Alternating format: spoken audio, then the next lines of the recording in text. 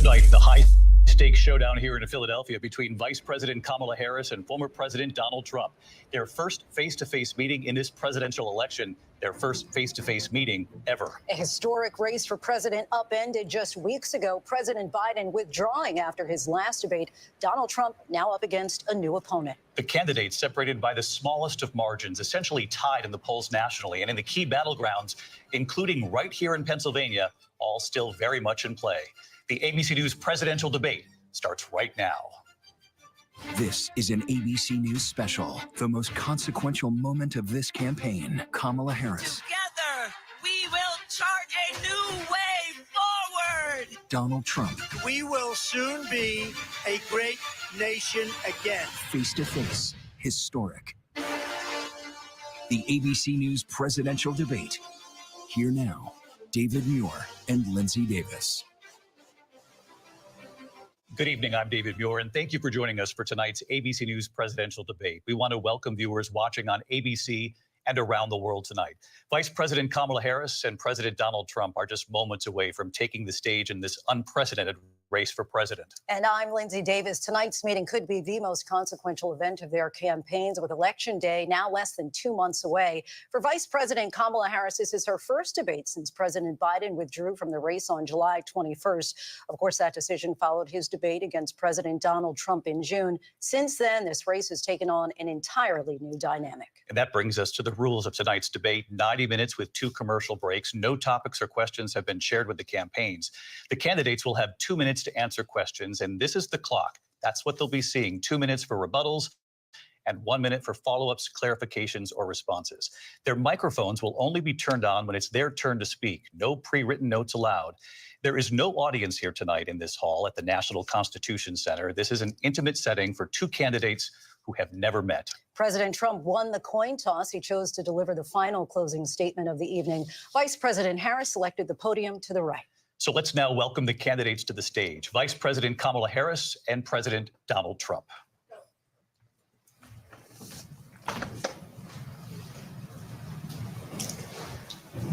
Kamala Harris, let's have a good debate. Nice to see you. Have fun. Thank you. Welcome to you both. It's wonderful to have you. It's an honor to have you both here tonight. Good evening. We are looking forward to a spirited and thoughtful debate. So let's get started. I want to begin tonight with the issue that voters repeatedly say is their #1 issue, and that is the economy and the cost of living in this country. Vice President Harris, you and President Trump were elected 4 years ago, and your opponent on the stage here tonight often asks his supporters, are you better off than you were 4 years ago? When it comes to the economy, do you believe Americans are better off than they were 4 years ago? So I was raised as a middle-class kid, and I am actually the only person on this stage who has a plan that is about lifting up the middle class and working people of America. I believe in the ambition, the aspirations, the dreams of the American people. And that is why I imagine and have actually a plan to build what I call an opportunity economy. Because here's the thing. We know that we have a shortage of homes and housing, and the cost of housing is too expensive for far too many people. We know that young families need support to raise their children, and I intend on extending a tax cut for those families of $6,000, which is the largest child tax credit that we have given in a long time, so that those young families can afford to buy a crib, buy a car seat, buy clothes for their children. My passion, one of them, is small businesses. My mother raised my sister and me, but there was a woman who helped raise us. We call her our second mother. She was a small business owner. I love our small businesses. My plan is to give a $50,000 tax deduction to start up small businesses, knowing they are part of the backbone of America's economy. My opponent, on the other hand, his plan is to do what he has done before, which is to provide a tax cut for billionaires and big corporations, which will result in $5 trillion to America's deficit. My opponent has a plan that I call the Trump's sales tax, which would be a 20% tax on everyday goods that you rely on to get through the month. Economists have said that Trump sales tax would actually result for middle-class families in about $4,000 more a year because of his policies and his ideas about what should be the backs of middle-class people paying for tax cuts for billionaires.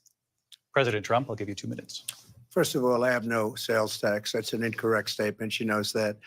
We're doing tariffs on other countries. Other countries are going to finally, after 75 years, pay us back for all that we've done for the world. And the tariff will be substantial in some cases. I took in billions and billions of dollars, as you know, from China. In fact, they never took the tariff off because there was so much money they can't. It would totally destroy everything that they've set out to do. They're taking in billions of dollars from China and other places. They've left the tariffs on. When I had it, I had tariffs, and yet I had no inflation. Look, we've had a terrible economy because inflation has, which is really known as a country buster. It breaks up countries. We have inflation like very few people have ever seen before, probably the worst in our nation's history. We were at 21%, but that's being generous because many things are 50, 60, 70, and 80% higher than they were just a few years ago. This has been a disaster for people, for the middle class, but for every class. On top of that, we have millions of people pouring into our country from prisons and jails, from mental institutions and insane asylums, and they're coming in and they're taking jobs that are occupied right now by African Americans and Hispanics, and also unions. Unions are going to be affected very soon. And you see what's happening. You see what's happening with towns throughout the United States. You look at Springfield, Ohio. You look at Aurora in Colorado. They are taking over the towns. They're taking over buildings. They're going in violently. These are the people that she and Biden led into our country, and they're destroying our country. They're dangerous. They're at the highest level of criminality, and we have to get them out. We have to get them out fast. I created one of the greatest economies in the history of our country. I'll do it again and even better. We are going to get to immigration and border security during this debate, but I would like to let Vice President Harris respond on the economy here. Well, I would love to. Let's talk about what Donald Trump left us. Donald Trump left us the worst unemployment since the Great Depression. Donald Trump left us the worst public health epidemic in a century. Donald Trump left us the worst attack on our democracy since the Civil War. And what we have done is clean up Donald Trump's mess. What we have done and what I intend to do is build on what we know are the aspirations and the hopes of the American people. But I'm going to tell you all in this debate tonight, you're going to hear from the same old tired playbook, a bunch of lies, grievances, and name calling. What you're going to hear tonight is a detailed and dangerous plan called Project 2025 that the former president intends on implementing if he were elected again. I believe very strongly that the American people want a president who understands the importance of bringing us together, knowing we have so much more in common than what separates us. And I pledge to you to be a president for all Americans. President Trump will give you a minute here to respond. Number one, I have nothing to do, as you know, and as she knows better than anyone, I have nothing to do with Project 2025. That's out there. I haven't read it. I don't want to read it purposely. I'm not going to read it. This was a group of people that got together. They came up with some ideas, I guess some good, some bad, but it makes no difference. I have nothing to do. Everybody knows I'm an open book. Everybody knows what I'm going to do. Cut taxes very substantially and create a great economy like I did before. We had the greatest economy. We got hit with a pandemic. And the pandemic was not since 1917, where 100 million people died, has there been anything like it. We did a phenomenal job with the pandemic. We handed them over a country where the economy and where the stock market was higher than it was before the pandemic came in. Nobody's ever seen anything like it. We made ventilators for the entire world. We got gowns, we got masks, we did things that nobody thought possible. And people give me credit for rebuilding the military. They give me credit for a lot of things, but not enough credit for the great job we did with the pandemic. But the only jobs they got were bounce back jobs. These were jobs bounced back, and it bounced back and it went to their benefit. But I was the one that created them. They know it, and so does everybody else. Vice President Harris, I'll let you respond. So Donald Trump has no plan for you. And when you look at his economic plan, it's all about tax breaks for the richest people. I am offering what I describe as an opportunity economy, and the best economists in our country, if not the world, have reviewed our relative plans for the future of America. What Goldman Sachs has said is that Donald Trump's plan would make the economy worse. Mine would strengthen the economy. What the Wharton School has said is Donald Trump's plan would actually explode the deficit. 16 Nobel laureates have described his economic plan as something that would increase inflation and by the middle of next year would invite a recession. You just have to look at where we are and where we stand on the issues. And I'd invite you to know that Donald Trump actually has no plan for you because he is more interested in defending himself than he is in looking out for you. It's just a soundbite. They gave her that to say. Look, I went to the Wharton School of Finance, and many of those professors, the top professors, think my plan is a brilliant plan. It's a great plan. It's a plan that's going to bring up our worth, our value as a country. It's going to make people want to be able to go and work and create jobs and create a lot of good, solid money for our country. And just to finish off, she doesn't have a plan. She copied Biden's plan, and it's like 4 sentences, like run, spot, run. 4 sentences that are just, oh, we'll try and lower taxes. She doesn't have a plan. Take a look at her plan. She doesn't have a plan. Mr. President, I do want to drill down on something you both brought up. The Vice President brought up your tariffs. You responded, and let's drill down on this because your plan is what she calls is essentially a national sales tax. Your proposal calls for tariffs, as you pointed out here, on foreign imports across the board. You recently said that you might double your plan, imposing tariffs up to 20% on goods coming into this country. As you know, many economists say that with tariffs at that level, costs are then passed on to the consumer. Vice President Harris has argued it'll mean higher prices on gas, food, clothing, medication, arguing it costs the typical family nearly $4,000 a year. Do you believe Americans can afford higher prices because of tariffs? They're not going to have higher prices. What's going to have and who's going to have higher prices is China and all of the countries that have been ripping us off for years. I was the only president ever. China was paying us hundreds of billions of dollars, and so were other countries. And, you know, if she doesn't like them, they should have gone out and they should have immediately cut the tariffs. But those tariffs are there 3.5 years now under their administration. We are going to take in billions of dollars, hundreds of billions of dollars. I had no inflation, virtually no inflation. They had the highest inflation perhaps in the history of our country because I've never seen a worse period of time. People can't go out and buy cereal or bacon or eggs or anything else.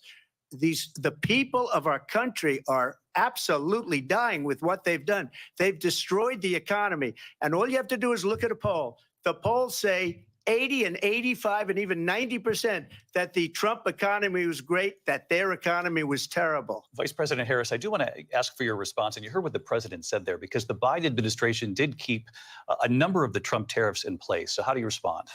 Well, let's be clear that the Trump administration resulted in a trade deficit, one of the highest we've ever seen in the history of America.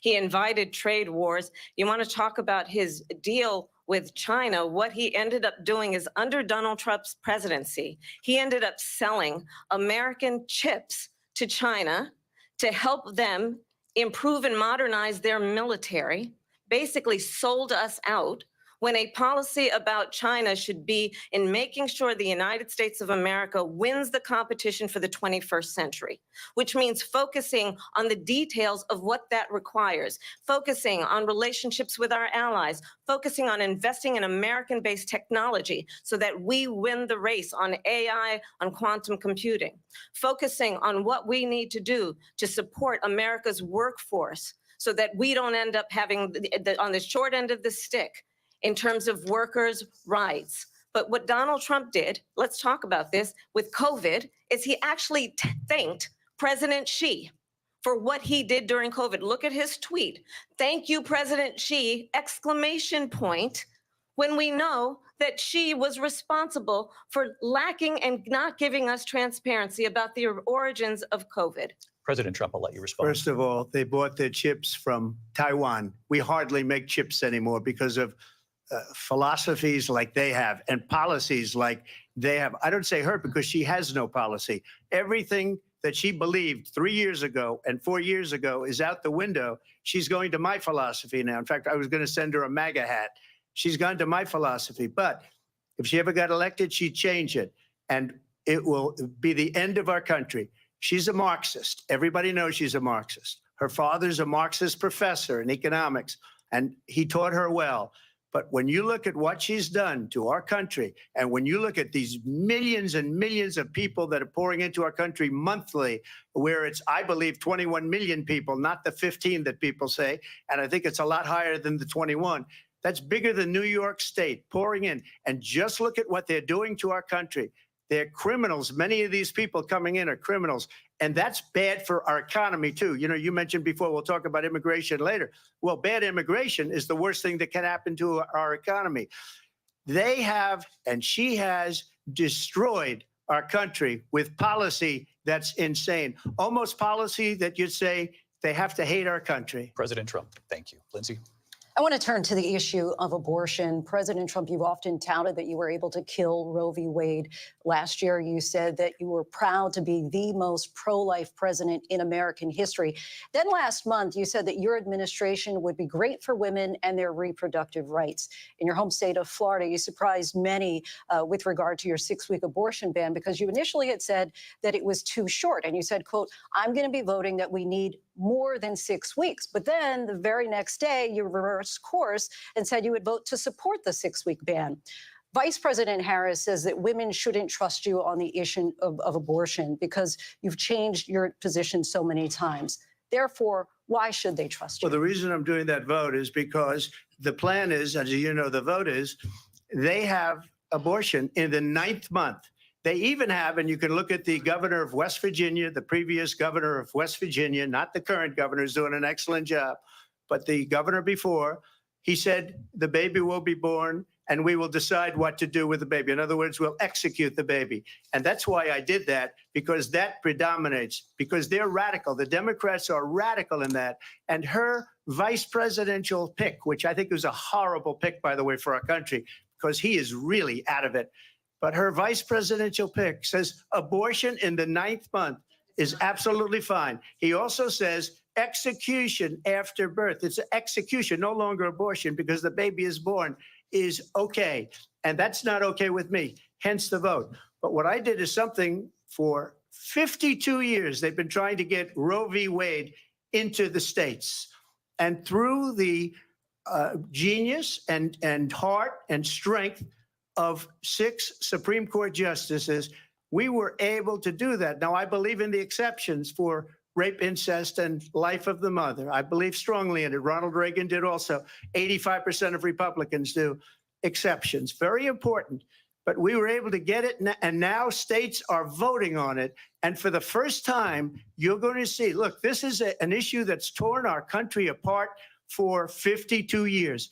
Every legal scholar, every Democrat, every Republican, liberal, conservative, they all wanted this issue to be brought back to the states where the people could vote.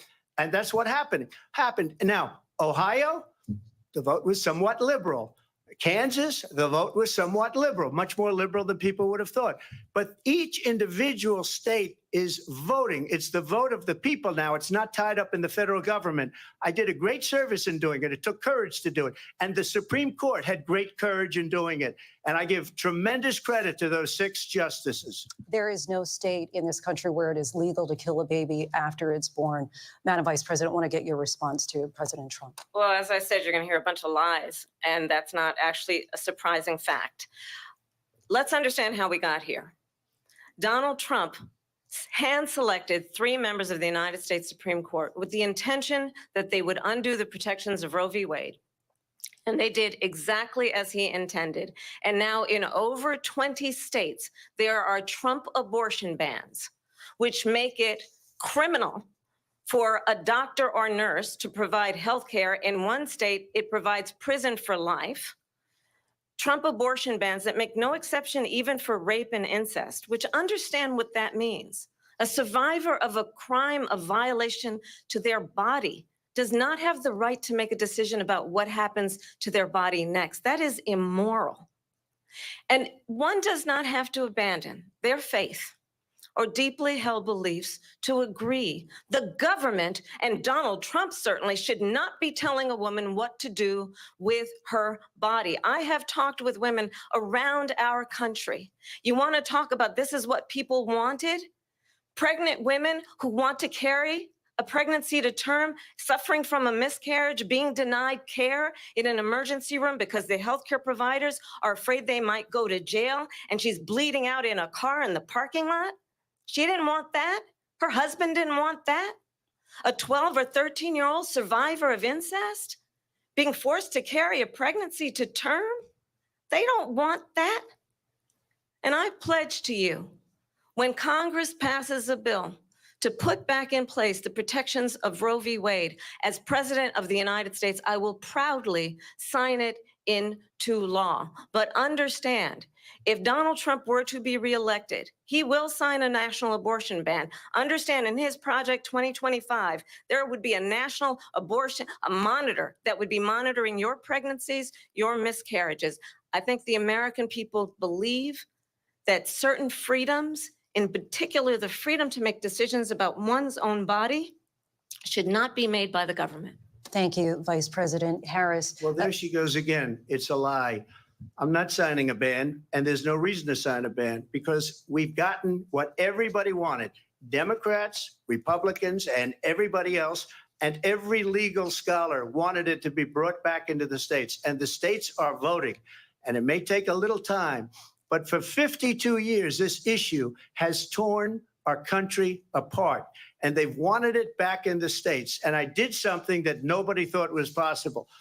The states are now voting. What she says is an absolute lie. And as far as the abortion ban, no, I'm not in favor of abortion ban, but it doesn't matter because this issue has now been taken over by the states. Would you veto a national abortion ban if it came Well, to I your won't desk? have to because, again, two things. Number one, she said she'll go back to Congress. She'll never get the vote. It's impossible for her to get the vote, especially now with the 50-50 and essentially 50-50 in both Senate and the House. She's not going to get the vote. She can't get the vote. She won't even come close to it. So it's just talk. You know what it reminds me of? When they said they're going to get student loans terminated, and it ended up being a total catastrophe. The student loans, and then her, I think probably her boss, if you call him a boss, he spends all his time on the beach. But look, her boss went out and said, we'll do it again. We'll do it a different way. And he went out, got rejected again by the Supreme Court. So all these students got taunted with this whole thing about this whole idea and how unfair that would have been. Part of the reason they lost to the millions and millions of people that had to pay off their student loans. They didn't get it for free, but they were saying it's the same way that they talked about that they talk about abortion. But if I could just get a yes or no, because your running mate, J.D. Vance, has said that you would veto it if it did come to your desk. Well, I didn't discuss it with J.D. In all fairness, J.D., and I don't mind if he has a certain view, but I think he was speaking for me, but I really didn't. Look, we don't have to discuss it because she'd never be able to get it, just like she couldn't get student loans. They couldn't get student loans. They didn't even come close to getting student loans. They taunted young people and a lot of other people that had loans. They can never get this approved. So it doesn't matter what she says about going to Congress. So wonderful. Let's go to Congress, do it. But the fact is that for years, they wanted to get it out of Congress and out of the federal government. And we did something that everybody said couldn't be done. And now you have a vote of the people on abortion. Vice President Harris, I want to give you your time to respond, but I do want to ask, would you support any restrictions on a woman's right to an abortion? I absolutely support reinstating the protections of Roe v. Wade.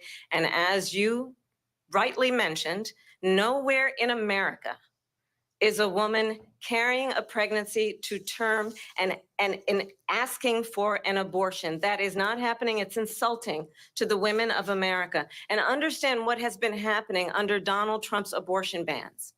Couples who pray and dream of having a family are being denied IVF treatments. What is happening in our country? Working people, working women who are working one or two jobs, who can barely afford childcare as it is, have to travel to another state to get on a plane sitting next to strangers to go and get the health care she needs. Barely can afford to do it, and what you are putting her through is unconscionable. And the people of America have not, the majority of Americans believe in a woman's right to make decisions about her own body.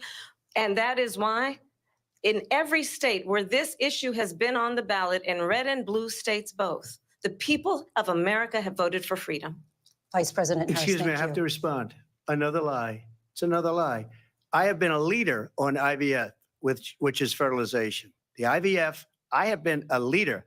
In fact, when they got a very negative decision on IVF from the Alabama courts, I saw the people of Alabama and the legislature 2 days later voted it in.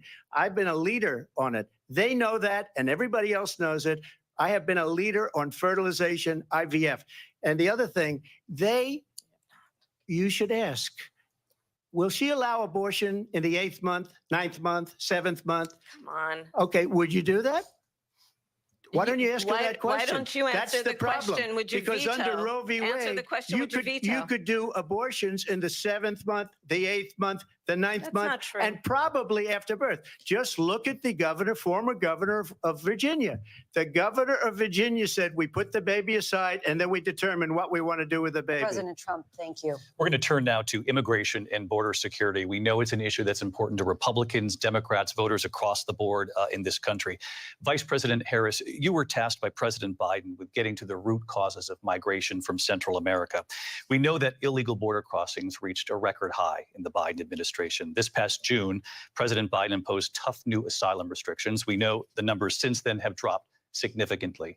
But my question to you tonight is, why did the administration wait until 6 months before the election to act? And would you have done anything differently from President Biden on this?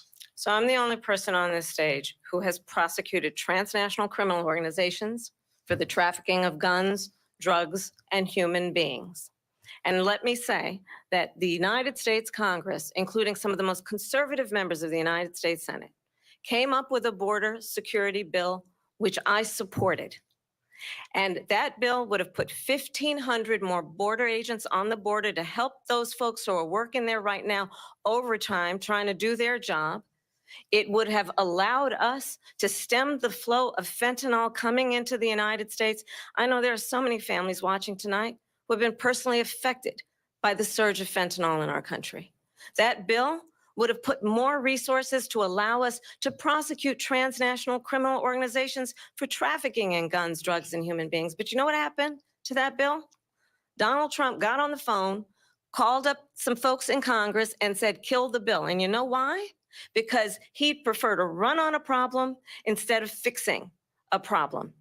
And understand, this comes at a time where the people of our country actually need a leader who engages in solutions, who actually addresses the problems at hand. But what we have in the former president is someone who would prefer to run on a problem instead of fixing a problem. And I'll tell you something, he's going to talk about immigration a lot tonight, even when it's not the subject that is being raised. And I'm going to actually do something really unusual, and I'm going to invite you to attend one of Donald Trump's rallies, because it's a really interesting thing to watch. You will see during the course of his rallies, he talks about fictional characters like Hannibal Lecter. He will talk about windmills cause cancer. And what you will also notice is that people start leaving his rallies early out of exhaustion and boredom. And I will tell you, the one thing you will not hear him talk about is you. You will not hear him talk about your needs, your dreams, and your desires. And I'll tell you, I believe you deserve a president who actually puts you first. And I pledge to you that I will. Vice President Harris, thank you. President Trump, on that point, I want to get your response. Well, I would like to respond. Let me just ask, though, why did you try to kill that bill, and successfully so? That would have put thousands of additional agents and officers on the border. First, let me respond as to the Please. rallies. She said people start leaving. People don't go to her rallies. There's no reason to go. And the people that do go, she's bussing them in and paying them to be there, and then showing them in a different light. So she can't talk about that. People don't leave my rallies. We have the biggest rallies, the most incredible rallies in the history of politics. That's because people want to take their country back. Our country is being lost. We're a failing nation. And it happened 3.5 years ago. And what's going on here, you're going to end up in World War III, just to go into another subject. What they have done to our country by allowing these millions and millions of people to come into our country, and look at what's happening to the towns all over the United States. And a lot of towns don't want to talk. It's not going to be Aurora or Springfield. A lot of towns don't want to talk about it because they're so embarrassed by it. In Springfield, they're eating the dogs, the people that came in. They're eating the cats. They're eating the pets of the people that live there. And this is what's happening in our country. And it's a shame. As far as rallies are concerned, as far as the reason they go is they like what I say. They want to bring our country back. They want to make America great again. It's a very simple phrase, make America great again. She's destroying this country. And if she becomes president, this country doesn't have a chance of success. Not only success, will end up being Venezuela on steroids. I just want to clarify here. You bring up Springfield, Ohio, and ABC News did reach out to the city manager there. He told us there had been no credible reports of specific claims of pets being harmed, injured, or abused by individuals within the immigrant community. Well, All I've this, seen people on television. let me just say here, this is the people on television say my dog was taken and used for food. So maybe he said that, and maybe that's a good thing to say for a city manager. I'm not taking this from but television. The people I'm on taking it from television the city saying their manager. dog was eaten by the people that went there. Again, the Springfield city manager says there's no evidence of that. Vice We'll President find Harris, out. I'll let you respond to the rest of what you've heard. You talk about extreme. This is, I think, one of the reasons why in this election, I actually have the endorsement of 200 Republicans who have formerly worked with President Bush, Mitt Romney, and John McCain, including the endorsement of former Vice President Dick Cheney and Congress member Liz Cheney. And if you want to really know the inside track on who the former president is, if he didn't make it clear already, just ask people who have worked with him. His former chief of staff, a 4-star general, has said he has contempt for the Constitution of the United States. His former national security advisor has said he is dangerous and unfit. His former Secretary of Defense has said the nation, the republic, would never survive another Trump term. And when we listen to this kind of rhetoric, when the issues that affect the American people are not being addressed, I think the choice is clear in this election. President Trump, I'll give you a quick minute to respond here. Thank you. Because when I hear that, see, I'm a different kind of a person. I fired most of those people. Not so graciously. They did bad things or a bad job. I fired them. They never fired one person. They didn't fire anybody having to do with Afghanistan and the Taliban and the 13 people who's were just killed, viciously and violently killed. And I got to know the parents and the family. They didn't fire. They should have fired all those generals, all those top people, because that was one of the most incompetently handled situations anybody has ever seen. So when somebody does a bad job, I fire him. And you take a guy like Esper, he was no good, I fired him, so he writes a book. Another one writes a book, because with me, they can write books. With nobody else can they. But they have done such a poor job, and they never fire anybody. Look at the economy. Look at the inflation. They didn't fire any of their economists. They have the same people. That's a good way not to have books written about you. But just to finish, I got more votes than any Republican in history by far. In fact, I got more votes than any president, sitting president in history by far.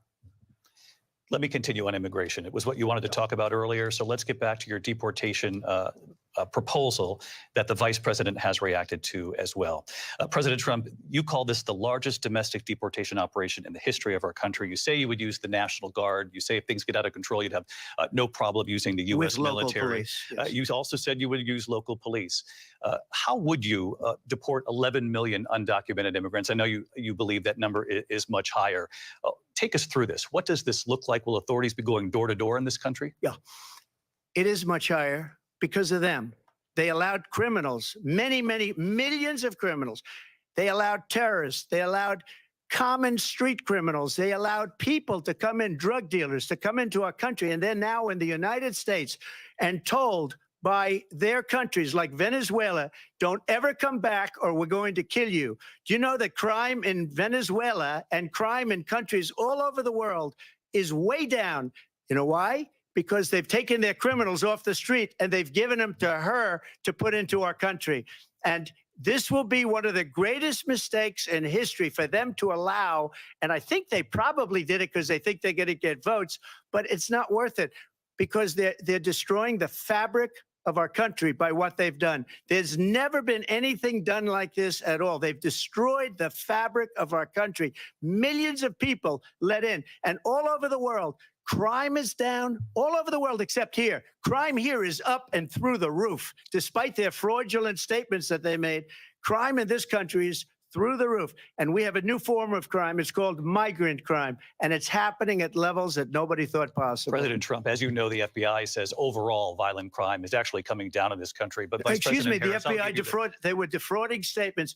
They didn't include the worst cities. They didn't include the cities with the worst crime. It was a fraud, just like their number of 818,000 jobs that they said they created turned out to be a fraud. President Trump, thank you. I'll let you respond, Vice President Harris. Well, I think this is so rich coming from someone who has been prosecuted for national security crimes, economic crimes, election interference, has been found liable for sexual assault, and his next big court appearance is in November at his own criminal sentencing. And let's be clear where each person stands on the issue of what is important about respect for the rule of law and respect for law enforcement. The former vice president called for defunding federal law enforcement, 45,000 agents, get this, on the day after he was arraigned on 34 felony counts. So let's talk about what is important in this race. It is important that we move forward, that we turn the page on this same old tired rhetoric and address the needs of the American people, address what we need to do about the housing shortage, which I have a plan for, address what we must do to support our small businesses, address bringing down the price of groceries. But frankly, the American people are exhausted with this same old tired playbook. Vice President Harris, thank you. Excuse me. Every one of those cases was started by them against their political opponent. And I'm winning most of them, and I will win the rest on appeal. And you saw that with the decision that came down just recently from the Supreme Court. I'm winning most of them. But those are cases, it's called weaponization. Never happened in this country. They weaponized the Justice Department. Every one of those cases was involved with the DOJ, from Atlanta and Fani Willis to the Attorney General of New York and the DA in New York. Every one of those cases. And then they say, oh, he's a criminal. They're the ones that made them go after me. By the way, Joe Biden was found essentially guilty on the documents case. And what happened in my documents case? They said, oh, that's the toughest of them all. A complete and total victory. 2 months ago, it was thrown out. It's weaponization, and they used it, and it's never happened in this country. They used it to try and win an election. They're fake cases. President Trump, thank you. A really quick response here, Vice President Harris, on this notion of weaponization of the Justice Department. Well, let's talk about extreme and understand the context in which this election in 2024 is taking place. The United States Supreme Court recently ruled that the former president would essentially be immune from any misconduct if he were to enter the White House again. Understand, this is someone who has openly said he would terminate, I'm quoting, terminate the Constitution of the United States, that he would weaponize the Department of Justice against his political enemies.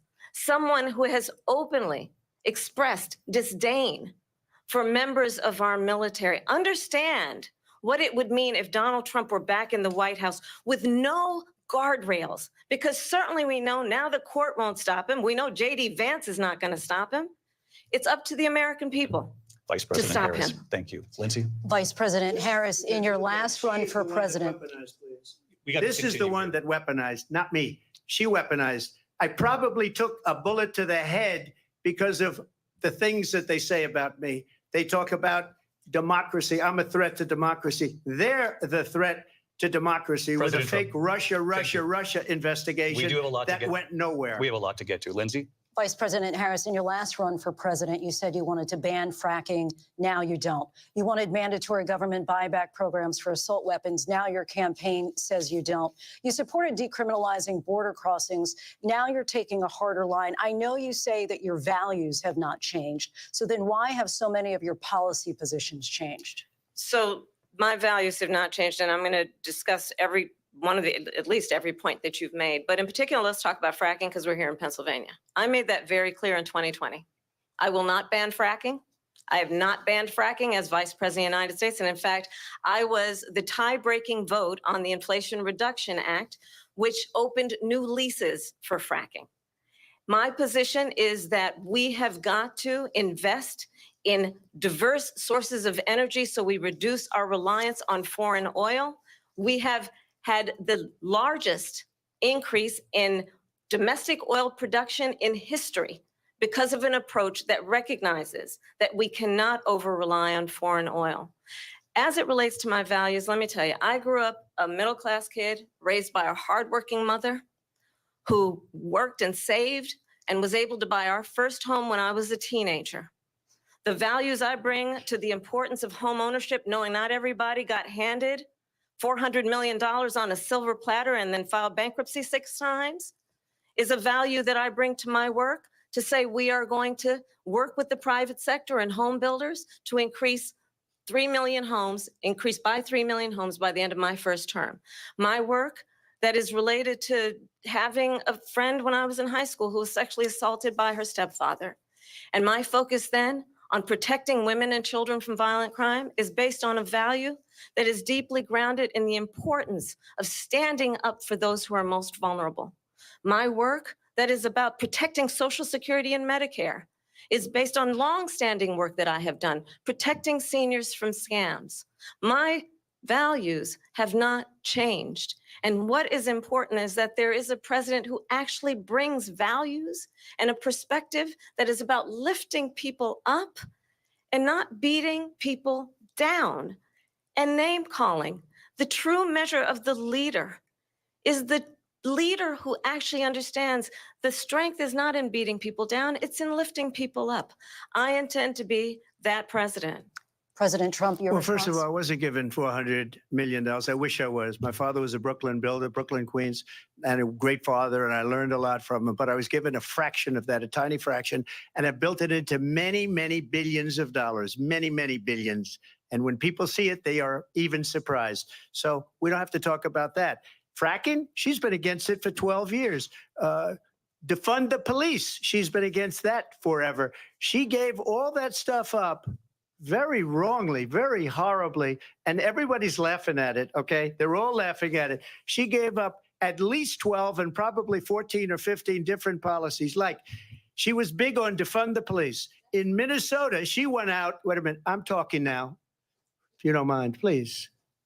Does that sound familiar? She went out in Minnesota and wanted to let criminals that killed people, that burned down Minneapolis, she went out and raised money to get them out of jail. She did things that nobody would ever think of. Now she wants to do transgender operations on illegal aliens that are in prison. This is a radical left liberal that would do this. She wants to confiscate your guns, and she will never allow fracking in Pennsylvania. If she won the election, fracking in Pennsylvania will end on day one. Just to finish, one thing so important in my opinion.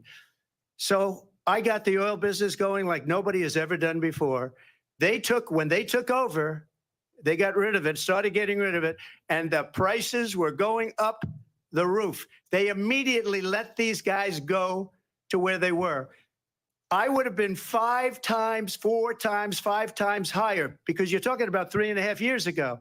They got it up to where I was because they had no choice, because the prices of energy were quadrupling and doubling. You saw what happened to gasoline. So they said, let's go back to Trump. But if she won the election, the day after that election, they'll go back to destroying our country, and oil will be dead. Fossil fuel will be dead. We'll go back to windmills, and we'll go back to solar, where they need a whole desert to get some energy to come out. You ever see a solar plant? By the way, I'm a big fan of solar, but they take 400, 500 acres of desert soil. Trump, we have a These lot are of not good issues things that for we the have to get environment, to. as We're she out of time. understands. Thank you. Lindsay, thank you. We have an election in just 56 days. And I want to talk about the peaceful transfer of power, which, of course, we all know is a cornerstone of our democracy, and the role of a president in a moment of crisis. Mr. President, on January 6th, you told your supporters to march to the Capitol. You said you would be right there with them. The country and the world saw what played out at the Capitol that day, the officers coming under attack. Aides in the West Wing say you watched it unfold on television off the Oval Office. You did send out tweets, but it was more than 2 hours before you sent out that video message telling your supporters to go home. Is there anything you regret about what you did on that day? You just said a thing that isn't covered. Peacefully and patriotically, I said during my speech, not later on. Peacefully and patriotically. And nobody on the other side was killed. Ashley Babbitt was shot by an out-of-control police officer that should have never, ever shot her. It's a disgrace. But we didn't do this group of people that have been treated so badly. I ask, what about all the people that are pouring into our country and killing people that she allowed to pour in? She was the border czar. Remember that. She was the border czar. She doesn't want to be called the border czar because she's embarrassed by the border. In fact, she said at the beginning, oh, I'm surprised you're not talking about the border yet. That's because she knows what a bad job they've done.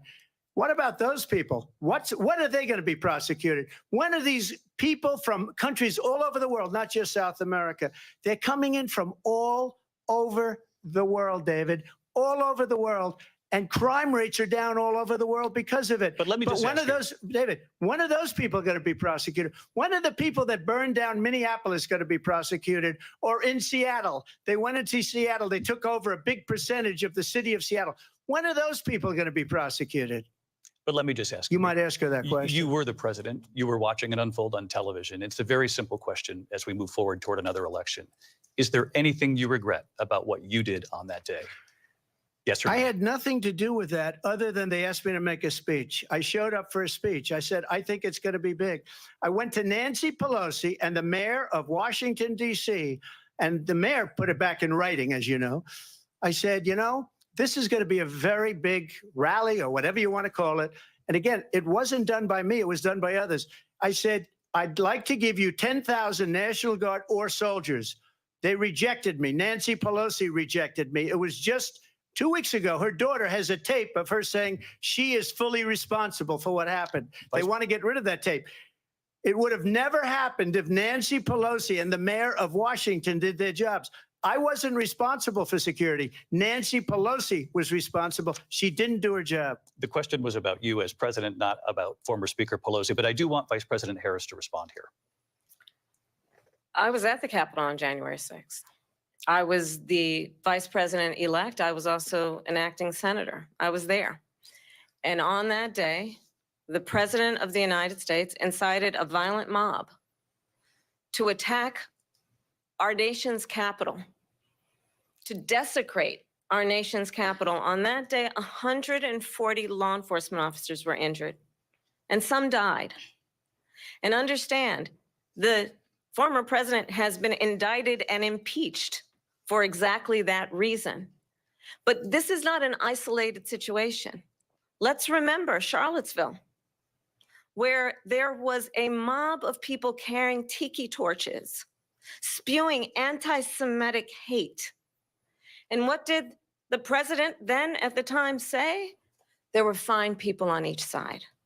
Let's remember that when it came to the Proud Boys, a militia, the president said, the former president said, stand back and stand by. So for everyone watching who remembers what January 6th was, I say, we don't have to go back. Let's not go back. We're not going back. It's time to turn the page. And if that was a bridge too far for you, well, there is a place in our campaign for you to stand for country, to stand for our democracy, to stand for rule of law, and to end the chaos, and to end the approach that is about attacking the foundations of our democracy because you don't like the outcome. And be clear on that point. Donald Trump, the candidate, has said in this election there will be a bloodbath if this and the outcome of this election is not to his liking. Let's turn the page on this. Let's not go back. Let's chart a course for the future and not go backwards to the past. Let me just follow up here. It was a different term, and it was a term that related to energy because they have destroyed our energy business. That was where bloodbath was. Also, on Charlottesville, that story has been, as you would say, debunked. Laura Ingraham, Sean Hannity, Jesse, all of these people, they covered it. If they go an extra sentence, they will see it was perfect. It was debunked in almost every newspaper, but they still bring it up, just like they bring 2025 up. They bring all of this stuff up. I ask you this, you talk about the Capitol. Why are we allowing these millions of people to come through on the southern border? How come she's not doing anything? And I'll tell you what I would do, and I would be very proud to do it. I would say we would both leave this debate right now. I'd like to see her go down to Washington, D.C. during this debate because we're wasting a lot of time. Go down to, because she's been so bad, it's so ridiculous. Go down to Washington, D.C. and let her sign a bill to close up the border because they have the right to do it. They don't need bills. They have the right to do it. The president of the United States, you'll get him out of bed. You'll wake him up at 4 o'clock in the afternoon. Right. You'll say, come on down to the office. Let's sign a bill. If he signs a bill that the border is closed, all he has to do is say it to the Border Patrol, who are phenomenal. If they do that, the border is closed. Mr. Those President, people are killing many people, unlike J6. We talked immigration here tonight. I do want to focus on this next issue to both of you because it really brings us this into focus, truth in these times that we're living in. Mr. President, for 3.5 years after you lost the 2020 election, you repeatedly falsely claimed that you won, many times saying you won in a landslide. In the past couple of weeks leading up to this debate, you have said, quote, you lost by a whisker, that you, quote, didn't quite make it, that you came up a little bit short. I said that? Are you now acknowledging that you lost in 2020? No, I don't acknowledge that at all. But I you said did that say sarcastically. You know that. It was said, oh, we lost by a whisker. That was said sarcastically. Look, there's so much proof. All you have to do is look at it. And they should have sent it back to the legislatures for approval. I got almost 75 million votes, the most votes any sitting president has ever gotten. I was told if I got 63, which was what I got in 2016, you can't be beaten.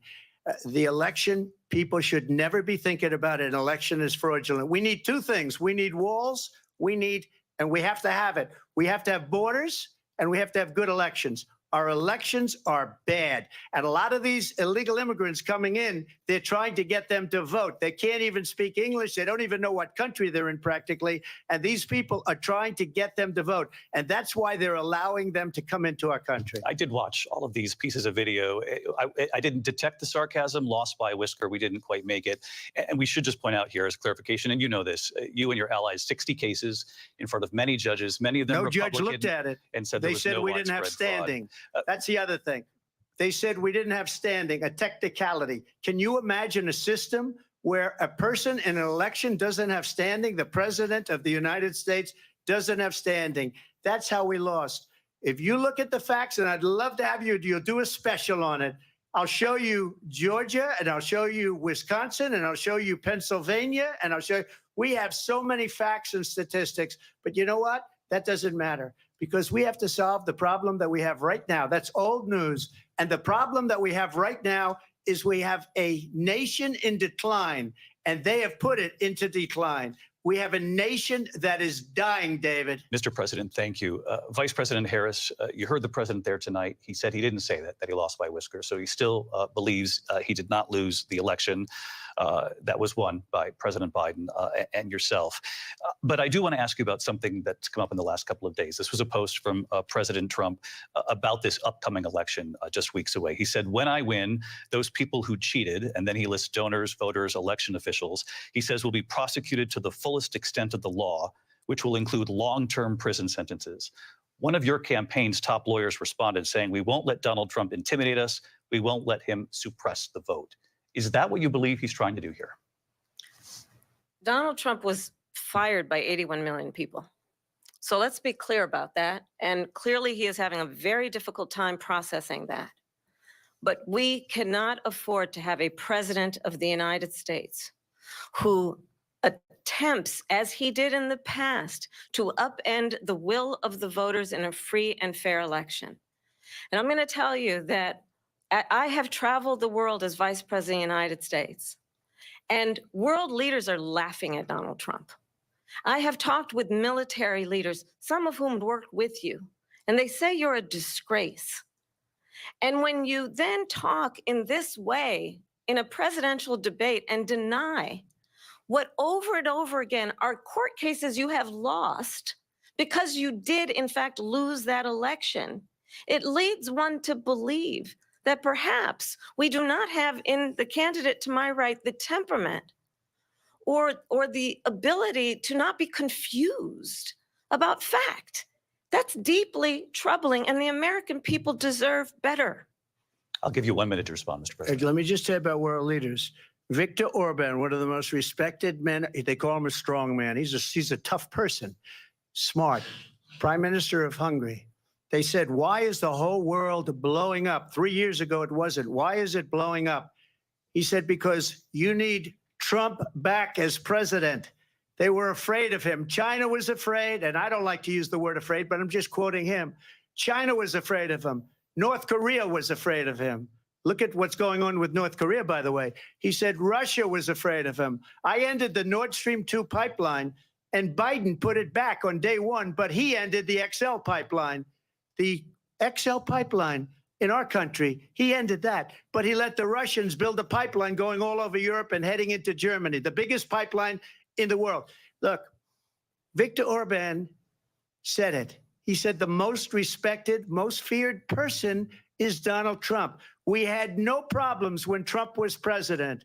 But when this weak, pathetic man that you saw at a debate just a few months ago, that if he weren't in that debate, he'd be running instead of her. She got no votes. He got 14 million votes. What you did, you talk about a threat to democracy. He got 14 million votes, and they threw him out of office. And you know what? I'll give you a little secret. He hates her. He can't stand her. But he got 14 million votes.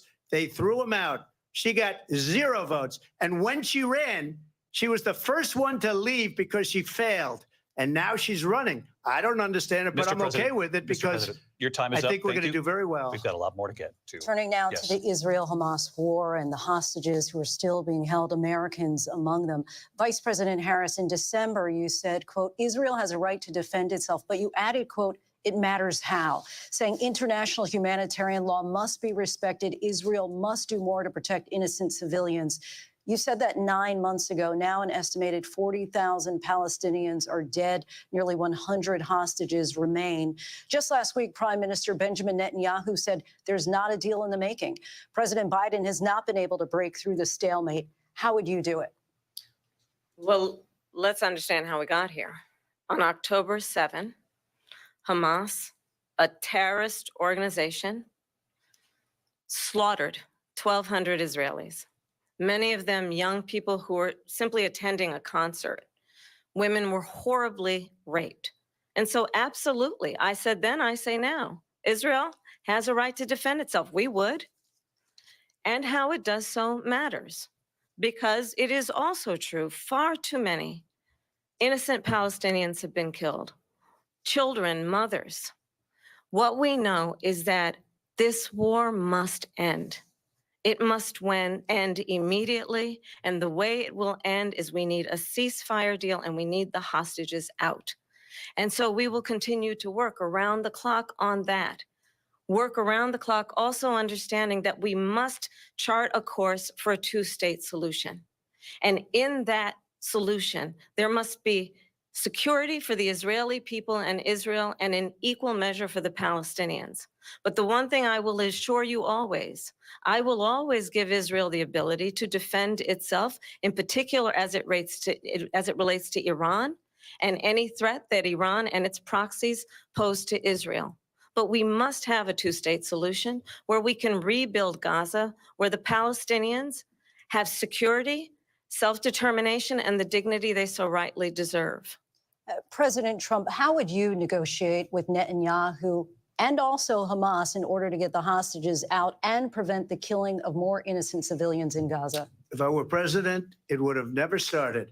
If I were president, Russia would have never, ever, I know Putin very well, he would have never, and there was no threat of it either, by the way, for 4 years, have gone into Ukraine and killed millions of people when you add it up, far worse than people understand what's going on over there.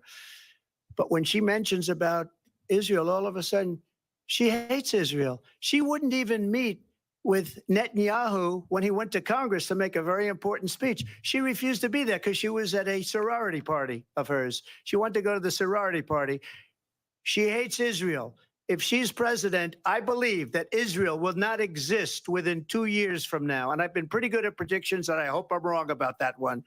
She hates Israel. At the same time, in her own way, she hates the Arab population because the whole place is going to get blown up. Arabs, Jewish people, Israel will be gone. It would have never happened. Iran was broke under Donald Trump. Now Iran has $300 billion because they took off all the sanctions that I had. Iran had no money for Hamas or Hezbollah or any of the 28 different spheres of terror. And they are spheres of terror, horrible terror. They had no money. It was a big story, and you know it. You covered it very well, actually. They had no money for terror. They were broke. Now they're a rich nation. And now what they're doing is they're spreading that money around. Look at what's happening with the Houthis and Yemen. Look at what's going on in the Middle East.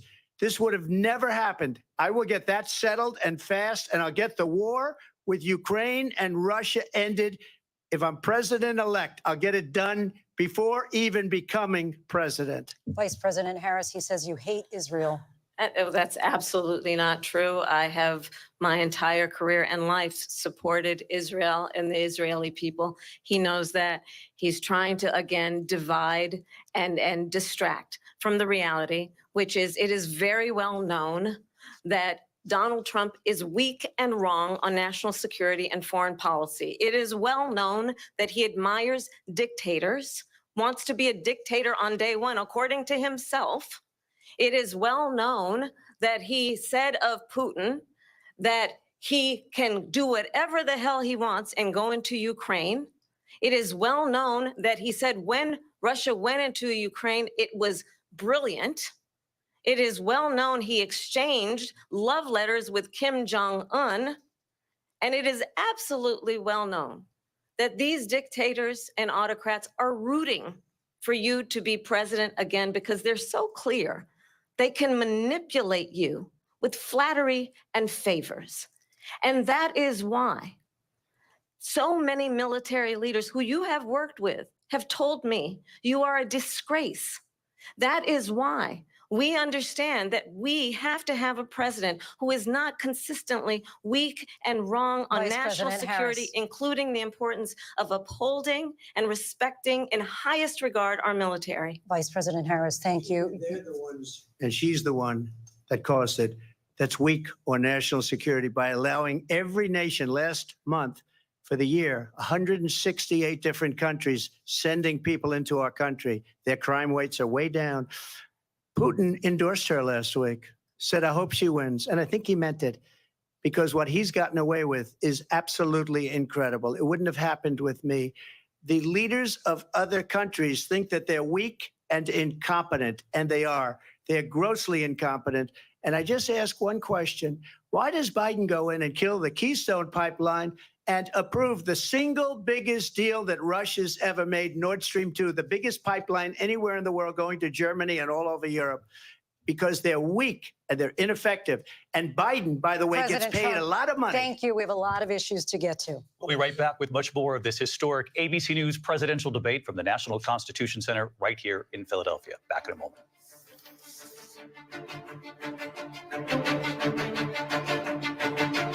That was The a ABC lot. News presidential debate. We've been watching the presidential debate taking place in Philly right now, and it has been a lot. It has been a lot. What are we feeling about this? Is Trump winning, quote unquote? Is the vice president winning? It has been interesting. It has been interesting. Trump doing what Trump does, and many people seeing Kamala Harris in a different light.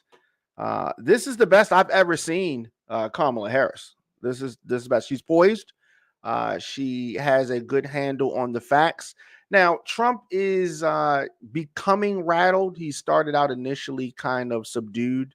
The first question was on the economy. And of course, Kamala Harris talking about the middle class and what she wants to do for the middle class, and her what she calls the opportunity economy. And Trump going in talking about the border and other things. The border is something that he has gone to several times tonight, and I think that he's going to continue there. He's comfortable there. I wished that the moderators had pushed him to answer why he got folks to not support this bill that would have helped things at the border, this bill that Republicans and Democrats wanted. He vetoed, or he, leaned on his Republican supporters to not support it. And they asked him the question. He went to something else, and they did not hold his feet to the fire to get him to go back. I wish that they had done that. Just some other things that we have noticed. Kamala said that the Biden administration and her being a part of that cleaned up Trump's mess with regards to COVID-19. That is something Trump said that he did not get the credit that he deserved for COVID-19. And he says that he did an amazing job. And I thought that was interesting. Of course, there was a lot of talks about tariffs. Clearly, Trump does not know how tariffs work. Kamala Harris calling it a sales tax. The Trump lies ran rampant during the first half of this debate. Trump wants to scare Americans. Harris talks about turning the page. America does need to turn the page on Donald Trump. The peaceful transfer of power, that was an interesting part of the first half and the discussion of that. Trump took no responsibility for January 6th. He blamed Mayor Bowser of D.C. He blamed Nancy Pelosi. He blamed everybody. He's the one that welcomed the folks to D.C. He's the one that said, march down there and I'm going to be right there with you. And even that was a lie. Another thing that was interesting, he said that he was being sarcastic when he said that he lost the election. Which he did lose. Okay, so he did lose the election. And what's funny about Trump, and Kamala Harris has been talking directly to him at times, and I think that she's answered things pretty good. I think that she has surprised many folks with regards to her interactions with Donald Trump. I think that she is doing good. The moderators have allowed a lot of things to go by the wayside with regards to what they claimed were going to be the rules. They have been lax, and I think that we've seen a well organized debate thus far. So we're waiting for them to come back. ABC is hosting this debate in Philly. I like the way that the moderators are tag teaming things, and the questions are coming. They are following up pretty well. And for the most part, when Trump says one of his lies, they try to correct him. For the most part, there are a couple things that they let slide. But for the most part, they have been pretty good. And I think we're coming back here to the debate. Center in Philadelphia, Pennsylvania. Here again, David Muir and Lindsay Davis. Welcome back to this historic ABC News presidential debate tonight. We're going to continue here, and I want to turn to the war in Ukraine. We're now 2.5 years into this conflict. Mr. President, it has been the position of the Biden administration that we must defend Ukraine from Russia, from Vladimir Putin, to defend their sovereignty, their democracy, that it's in America's best interest to do so, arguing that if Putin wins, he may be emboldened to move even further into other countries. You have said you would solve this war in 24 hours. You said so just before the break tonight. How exactly would you do that? And I want to ask you a very simple question tonight. Do you want Ukraine to win this war? I want the war to stop. I want to save lives that are being uselessly, people being killed by the millions. It's the millions. It's so much worse than the numbers that you're getting, which are fake numbers. Look, we're in for 250 billion or more because they don't ask Europe, which is a much bigger beneficiary to getting this thing done than we are. they're in for $150 billion less because Biden and you don't have the courage to ask Europe like I did with NATO. They paid billions and billions, hundreds of billions of dollars when I said, either you pay up or we're not going to protect you anymore. So that's maybe one of the reasons they don't like me as much as they like weak people. But you take a look at what's happening. We're in for 250 to 275 billion. They're into 100 to 150. They should be forced to equalize. With that being said, I want to get the war settled. I know Zelensky very well, and I know Putin very well. I have a good relationship, and they respect your president, okay? They respect me. They don't respect Biden. How would you respect him? Why? For what reason? He hasn't even made a phone call in 2 years to Putin, hasn't spoken to anybody. They don't even try and get it. That is a war that's dying to be settled. I will get it settled before I even become president. If I win, when I'm president-elect, and what I'll do is I'll speak to one, I'll speak to the other, I'll get them together. That war would have never happened. And in fact, when I saw Putin after I left, unfortunately left because our country has gone to hell. But after I left, when I saw him building up soldiers, he did it after I left. I said, oh, he must be negotiating. It must be a good, strong point of negotiation.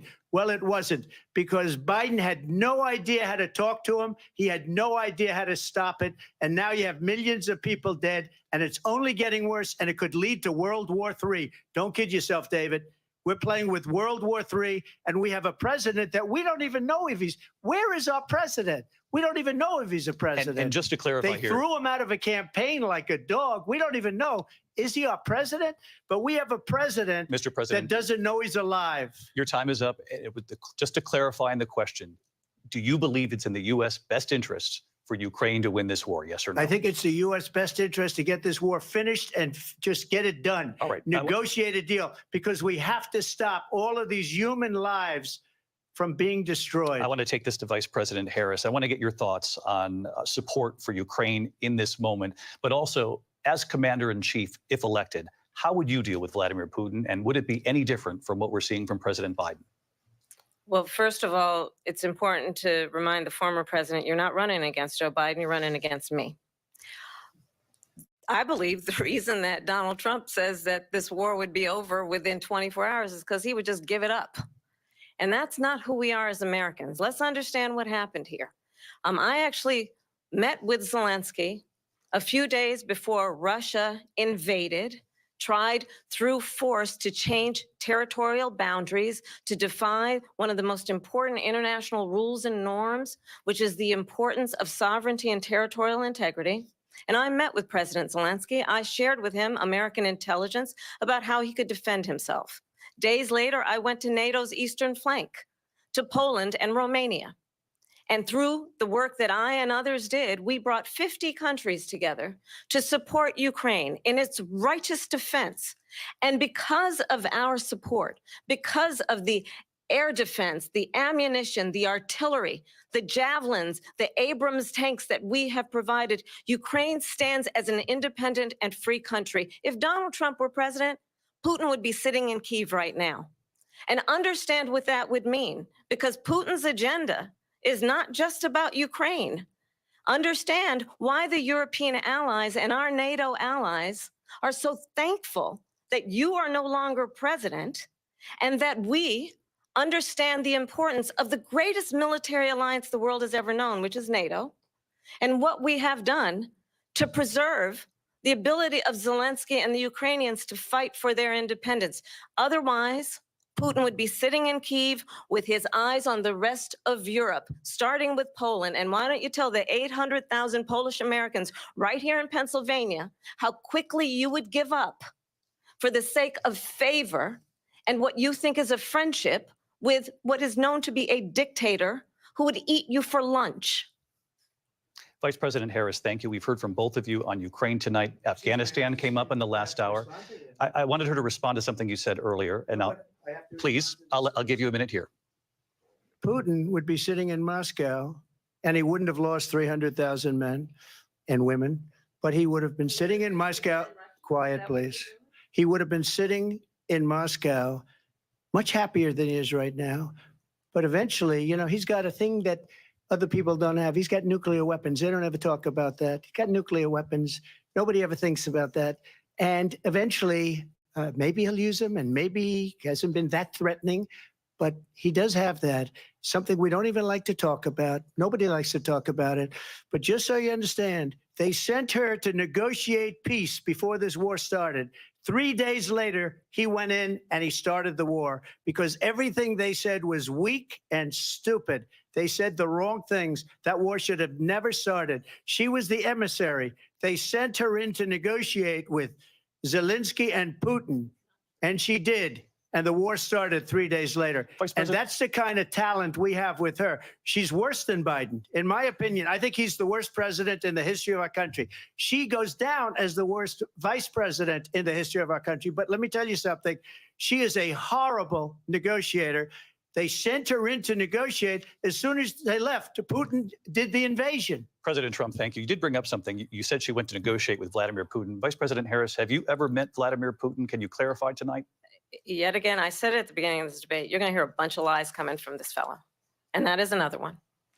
When I went to meet with President Zelensky, I've now met with him over 5 times. The reality is it has been about standing as America always should, as a leader upholding international rules and norms, as a leader who shows strength, understanding that the alliances we have around the world are dependent on our ability to look out for our friends and not favor our enemies because you adore strongmen instead of caring about democracy. And that is very much what is at stake here. The President of the United States is commander-in-chief. And the American people have a right to rely on a president who understands the significance of America's role and responsibility in terms of ensuring that there is stability and ensuring we stand up for our principles and not sell them for the benefit of personal flattery. We've talked about Ukraine and Vladimir Putin. I do want to talk about Afghanistan. It came up in the first hour of this debate. I want to move on to Afghanistan. Stoltenberg said Trump did the most amazing thing I've ever seen. He got these countries, the 28 countries at the time, to pay up. He said, I've never seen. He's the head of NATO. He said, I've never seen. For years, we were paying almost all of NATO. We were being ripped off by European nations, both on trade and on NATO. I got them to pay up by saying one of the statements you made before, if you don't pay, we're not going to protect you. President Otherwise, Trump. we would have never gotten it. He said it was one of the most incredible jobs that he's ever seen done. Thank you. I want to turn to Afghanistan. It came up in the first hour of the debate, and we witnessed a poignant moment today on Capitol Hill, honoring the soldiers who died in the chaotic withdrawal from Afghanistan. I do want to ask the Vice President, do you believe you bear any responsibility in the way that withdrawal played out? Well, I will tell you, I agreed with President Biden's decision to pull out of Afghanistan. 4 presidents said they would, and Joe Biden did. And as a result, America's taxpayers are not paying the $300 million a day we were paying for that endless war. And as of today, there is not one member of the United States military who is in active duty in a combat zone in any war zone around the world, the first time this century. But let's understand how we got to where we are. Donald Trump, when he was president, negotiated one of the weakest deals you can imagine. He calls himself a deal maker. Even his national security advisor said it was a weak, terrible deal. And here's how it went down. He bypassed the Afghan government. He negotiated directly with a terrorist organization called the Taliban. The negotiation involved the Taliban getting 5,000 Taliban terrorists released. And get this, and the president at the time invited the Taliban to Camp David, a place of storied significance for us as Americans, a place where we honor the importance of American diplomacy, where we invite and receive respected world leaders. And this former president, as president, invited them to Camp David because he does not, again, appreciate the role and responsibility of the President of the United States to be commander-in-chief with a level of respect. And this gets back to the point of how he has consistently disparaged and demeaned members of our military, fallen soldiers, and the work that we must do to uphold the strength and the respect of the United States of America around the world. Vice President Harris, thank you. President Trump, your response to her saying that you began the negotiations with the Taliban. So if you take a look at that period of time, the Taliban was killing our soldiers, a lot of them, with snipers. And I got involved with the Taliban because the Taliban was doing the killing. That's the fighting force within Afghanistan. They don't bother doing that because, you know, they deal with the wrong people all the time. But I got involved. And Abdul is the head of the Taliban. He is still the head of the Taliban. And I told Abdul, don't do it anymore. You do it anymore, you're going to have problems. And he said, why do you send me a picture of my house? I said, you're going to have to figure that out, Abdul. And for 18 months, we had nobody killed. We did have an agreement negotiated by Mike Pompeo. It was a very good agreement. The reason it was good, it was we were getting out. We would have been out faster than them, but we wouldn't have lost the soldiers. We wouldn't have left many Americans behind, and we wouldn't have left $85 billion worth of brand new, beautiful military equipment behind. And just to finish, they blew it. The agreement said you have to do this, and they didn't do it. They didn't do it. The agreement was terminated by us because they didn't do what they were supposed to do. I want to move on. And these people did the worst withdrawal, and in my opinion, the most embarrassing moment in the history of our country. And by the way, that's why Russia attacked Ukraine, because they saw how incompetent she and her boss are. President Trump, thank you. I want to move on now to race and politics in this country. Mr. President, you recently said of Vice President Harris, quote, I didn't know she was black until a number of years ago when she happened to turn black, and now she wants to be known as black. I want to ask a bigger picture question here tonight. Why do you believe it's appropriate to weigh in on the racial identity of your opponent? I don't, and I don't care. I don't care what she is. I don't care. You make a big deal out of something. I couldn't care less. Whatever she wants to be is okay with me. But those were your words, so I'm I asking. don't know. I mean, all I can say is I read where she was not black, that she put out, and I'll say that. And then I read that she was black, and that's okay. Either one was okay with me. That's up to her. That's up to her. Vice President Harris, your thoughts on this? I think it's, I mean, honestly, I think it's a tragedy that we have someone who wants to be president who has consistently, over the course of his career, attempted to use race to divide the American people. You know, I do believe that the vast majority of us know that we have so much more in common than what separates us, and we don't want this kind of approach that is just constantly trying to divide us, and especially by race. And let's remember how Donald Trump started. He was land, he owned buildings, and he was investigated because he refused to rent property to black families. Let's remember, this is the same individual who took out a full-page ad in the New York Times calling for the execution of 5 young Black and Latino boys who were innocent, the Central Park 5.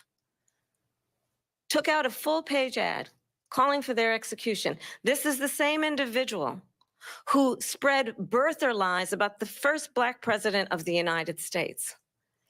And I think the American people want better than that, want better than this, want someone who understands, as I do, I travel our country. We see in each other a friend. We see in each other a neighbor. We don't want a leader who is constantly trying to have Americans point their fingers at each other. I meet with people all the time who tell me, can we please just have discourse about how we're going to invest in the aspirations and the ambitions and the dreams of the American people? Knowing that regardless of people's color or the language their grandmother speaks, we all have the same dreams and aspirations and want a president who invests in those, not in hate and division. Vice President Harris, thank you. Lindsay? President Trump, this is now your third time. This is the most divisive presidency in the history of our country. There's never been anything like it. They're destroying our country, and they come up with things like what she just said. Going back many, many years, when a lot of people, including Mayor Bloomberg, agreed with me on the Central Park Five, they admitted, they said, they pled guilty. And I said, well, if they pled guilty, they badly hurt a person, killed a person ultimately. And if they pled guilty, then they pled, we're not guilty. But this is a person that has to stretch back years, 40, 50 years ago, because there's nothing now. I built one of the greatest economies in the history of the world, and I'm going to build it again. It's going to be bigger, better, and stronger. But they're destroying our economy. They have no idea what a good economy is. Their oil policies, every single policy. And remember this, she is Biden. You know, she's trying to get away from Biden. I don't know the gentleman, she says. She is Biden. The worst inflation we've ever had, a horrible economy because inflation has made it so bad, and she can't get away with that. Thank you. Your time's up. I Lindsay. want to respond to that, though. I want to just respond briefly. Clearly, I am not Joe Biden, and I am certainly not Donald Trump. And what I do offer is a new generation of leadership for our country, one who believes in what is possible, one who brings a sense of optimism about what we can do instead of always disparaging the American people. I believe in what we can do to strengthen our small businesses, which is why I have a plan. Let's talk about our plans and let's compare the plans. I have a plan to give startup businesses $50,000 tax deduction to pursue their ambitions, their innovation, their ideas, their hard work. I have a plan, $6,000 for young families for the first year of your child's life to help you in that most critical stage of your child's development. I have a plan that is about allowing people to be able to pursue what has been fleeting in terms of the American dream by offering a help with down payment of $25,000 down payment assistance for first-time home buyers. That's the kind of conversation, I believe, David, that people really want tonight, as opposed to a conversation that is constantly about belittling and name-calling. Let's turn the page Vice President and move Harris, forward. thank you. Let's turn to policy. President Let's Trump, turn back we to have policy. to move on. President Trump.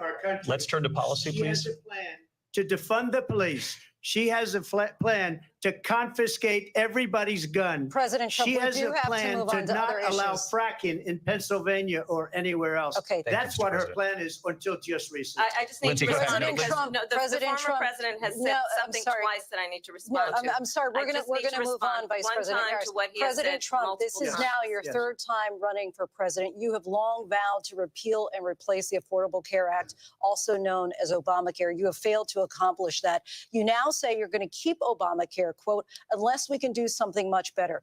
Last month, you said, quote, we're working on it. So tonight, 9 years after you first started running, do you have a plan, and can you tell us what it is? Obamacare was lousy health care, always was. It's not very good today. And what I said, that if we come up with something, and we are working on things, we're going to do it and we're going to replace it. But remember this, I inherited Obamacare because Democrats wouldn't change it. They wouldn't vote for it. They were unanimous. They wouldn't vote to change it. If they would have done that, we would have had a much better plan than Obamacare. But the Democrats came up. They wouldn't vote for it.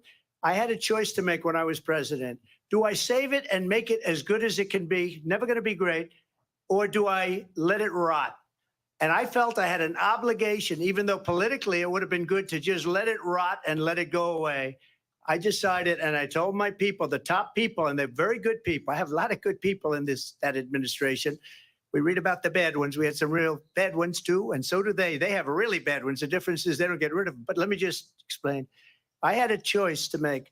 Do I save it and make it as good as it can be, or do I let it rot? And I saved it. I did the right thing. But it's still never going to be great, and it's too expensive for people. And what we will do is we're looking at different plans. If we can come up with a plan that's going to cost our people, our population, less money and be better health care than Obamacare, then I would absolutely do it. But until then, I'd run it as good as it can be run. So just a yes or no, you still do not have a plan. I have concepts of a plan.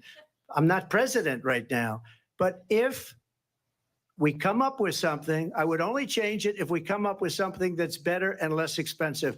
And there are concepts and options we have to do that. And you'll be hearing about it in the not too distant future. Vice President Harris, in 2017, you supported Bernie Sanders' proposal to do away with private insurance and create a government-run healthcare system.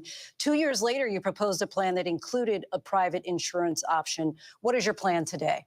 Well, first of all, I absolutely support, and over the last 4 years as vice president, private healthcare options. But what we need to do is maintain and grow the Affordable Care Act. But I'll get to that, Lindsay. I just need to respond to a previous point that the former president has made. I've made very clear my position on fracking. And then this business about taking everyone's guns away.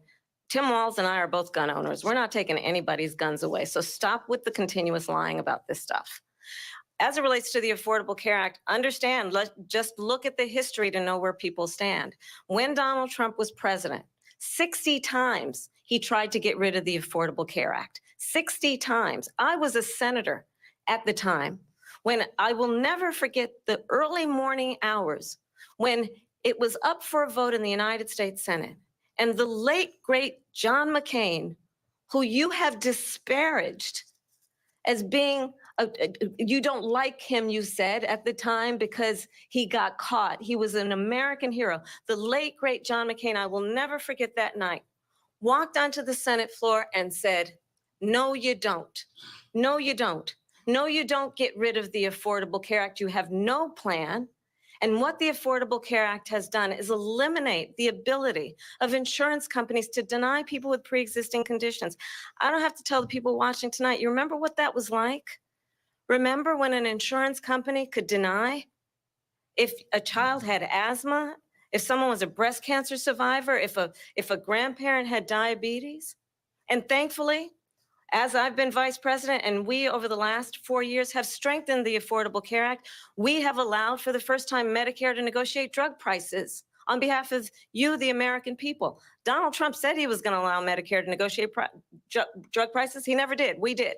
And now we have capped the cost of insulin at $35 a month. Since I've been vice president, we have capped the cost of prescription medication for seniors at $2,000 a year. And when I am president, we will do that for all people, understanding that the value I bring to this is that access to health care should be a right and not just a privilege of those who can afford it. And the plan has to be to strengthen the Affordable Care Act, not get rid of it. Vice Pass this President prologue Harris, thank in terms you. of where Donald Trump stands on that. I want to move to an issue that's important for a She lot made of... a mistake. At number one, John McCain fought Obamacare for 10 years. But it wasn't only him. It were all of the Democrats that kept it going. And you know what? We can do much better than Obamacare, much less money. But she won't improve private insurance for people, private medical insurance. That's another thing she doesn't want to get. President People Trump- are paying privately for insurance that have worked hard and made money, and they want to have private. She wants everybody to be on government insurance where you wait 6 months for an operation that you need immediately. President Trump, thank you. We have another issue that we'd like to get to that's important for a number of Americans, in particular younger voters, and that's climate change. President Trump, with regard to the environment, you say that we have to have clean air and clean water. Vice President Harris, you call climate change an existential threat. The question to you both tonight is, what would you do to fight climate change? And Vice President Harris, we'll start with you. 1 minute for you each. Well, the former president had said that climate change is a hoax. And what we know is that it is very real. You ask anyone who lives in a state who has experienced these extreme weather occurrences, who now is either being denied home insurance or it's being jacked up. You ask anybody who has been the victim of what that means in terms of losing their home, having nowhere to go. We know that we can actually deal with this issue. The young people of America care deeply about this issue. And I am proud that as vice president over the last 4 years, we have invested $1 trillion in a clean energy economy, while we have also increased domestic gas production to historic levels. We have created over 800,000 new manufacturing jobs while I have been vice president. We have invested in clean energy to the point that we are opening up factories around the world. Donald Trump said he was going to create manufacturing jobs. He lost manufacturing jobs. And I'm also proud to have the endorsement of the United Auto Workers and Sean Fain, who also know that part of building a clean energy economy includes investing in American-made products, American automobiles. It includes growing what we can do around American manufacturing and opening up auto plants, not closing them like happened under Donald Trump. Vice President Harris, thank you. That didn't happen under Donald Trump. Let me just tell you, they lost 10,000 manufacturing jobs this last month. It's going, they're all leaving. They're building big auto plants in Mexico, in many cases owned by China. They're building these massive plants, and they think they're going to sell their cars into the United States because of these people. What they have given to China is unbelievable. But we're not going to let that. We'll put tariffs on those cars so they can't come into our country, because they will kill the United Auto Workers and any auto worker, whether it's in Detroit or South Carolina or any other place. What they've done to business and manufacturing in this country is horrible. We have nothing because they refuse. You know, Biden doesn't go after people because supposedly China paid him millions of dollars. He's afraid to do it. Between him and his son, they get all this money from Ukraine. They get all this money from all of these different countries. And then you wonder, why is he so loyal to this one, that one, Ukraine, China? Why is he? Why did he get $3.5 million from the mayor of Moscow's wife? Why did she pay him $3.5 million? This is a crooked administration, and they're selling our country down the tubes. President Trump, thank you. Thank you. We'll be right back with closing statements from both of our candidates. An historic night, this ABC News presidential debate from Philadelphia. Back in a moment. Yeah, we've been watching the ABC presidential News debate. presidential debate will continue after- It's been interesting. It's been interesting thus far. We are waiting for closing remarks. And I think that folks can see that there is a clear difference between the two candidates. One candidate, Kamala Harris, Vice President Kamala Harris, has a better handle on the facts. And, Trump supporters are going to, support Trump, and they're in a cult. And so they're going to support him, right?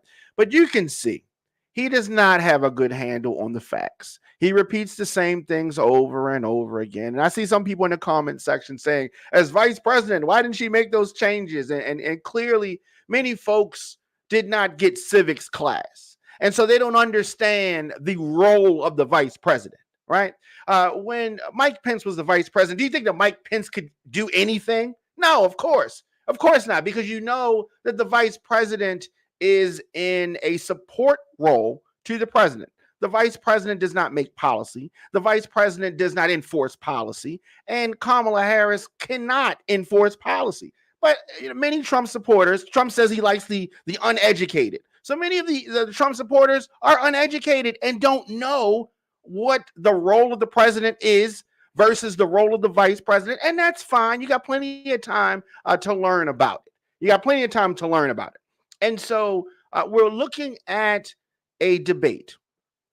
And I think that it was a good debate. I think that it was an excellent showcase of who these candidates are. Kamala Harris has a plan. She said it. She outlined many points. Trump has no plan. He's never had a plan. I think that the conversation as it related to Obamacare sums up Trump completely. 9 years, no plan, still, fumbling around trying to find, maybe that's a plan over here. I'm gonna get a plan one day, just like the infrastructure. It was always infrastructure week, same thing. And that is an excellent showcase of who Donald Trump is. And so the fact that some people out there want to see Donald Trump as president again shows that some people just don't care. Some people clearly don't care. He bankrupted his businesses. And you would want him to lead the nation as the commander-in-chief. He has disdain for the military, and he's proven it time and time again. He didn't want to serve. He does not respect those who did serve. We can talk about John McCain, you can talk about some of the Gold Star families, you can talk about all the way that he acted at Arlington. It is disgraceful.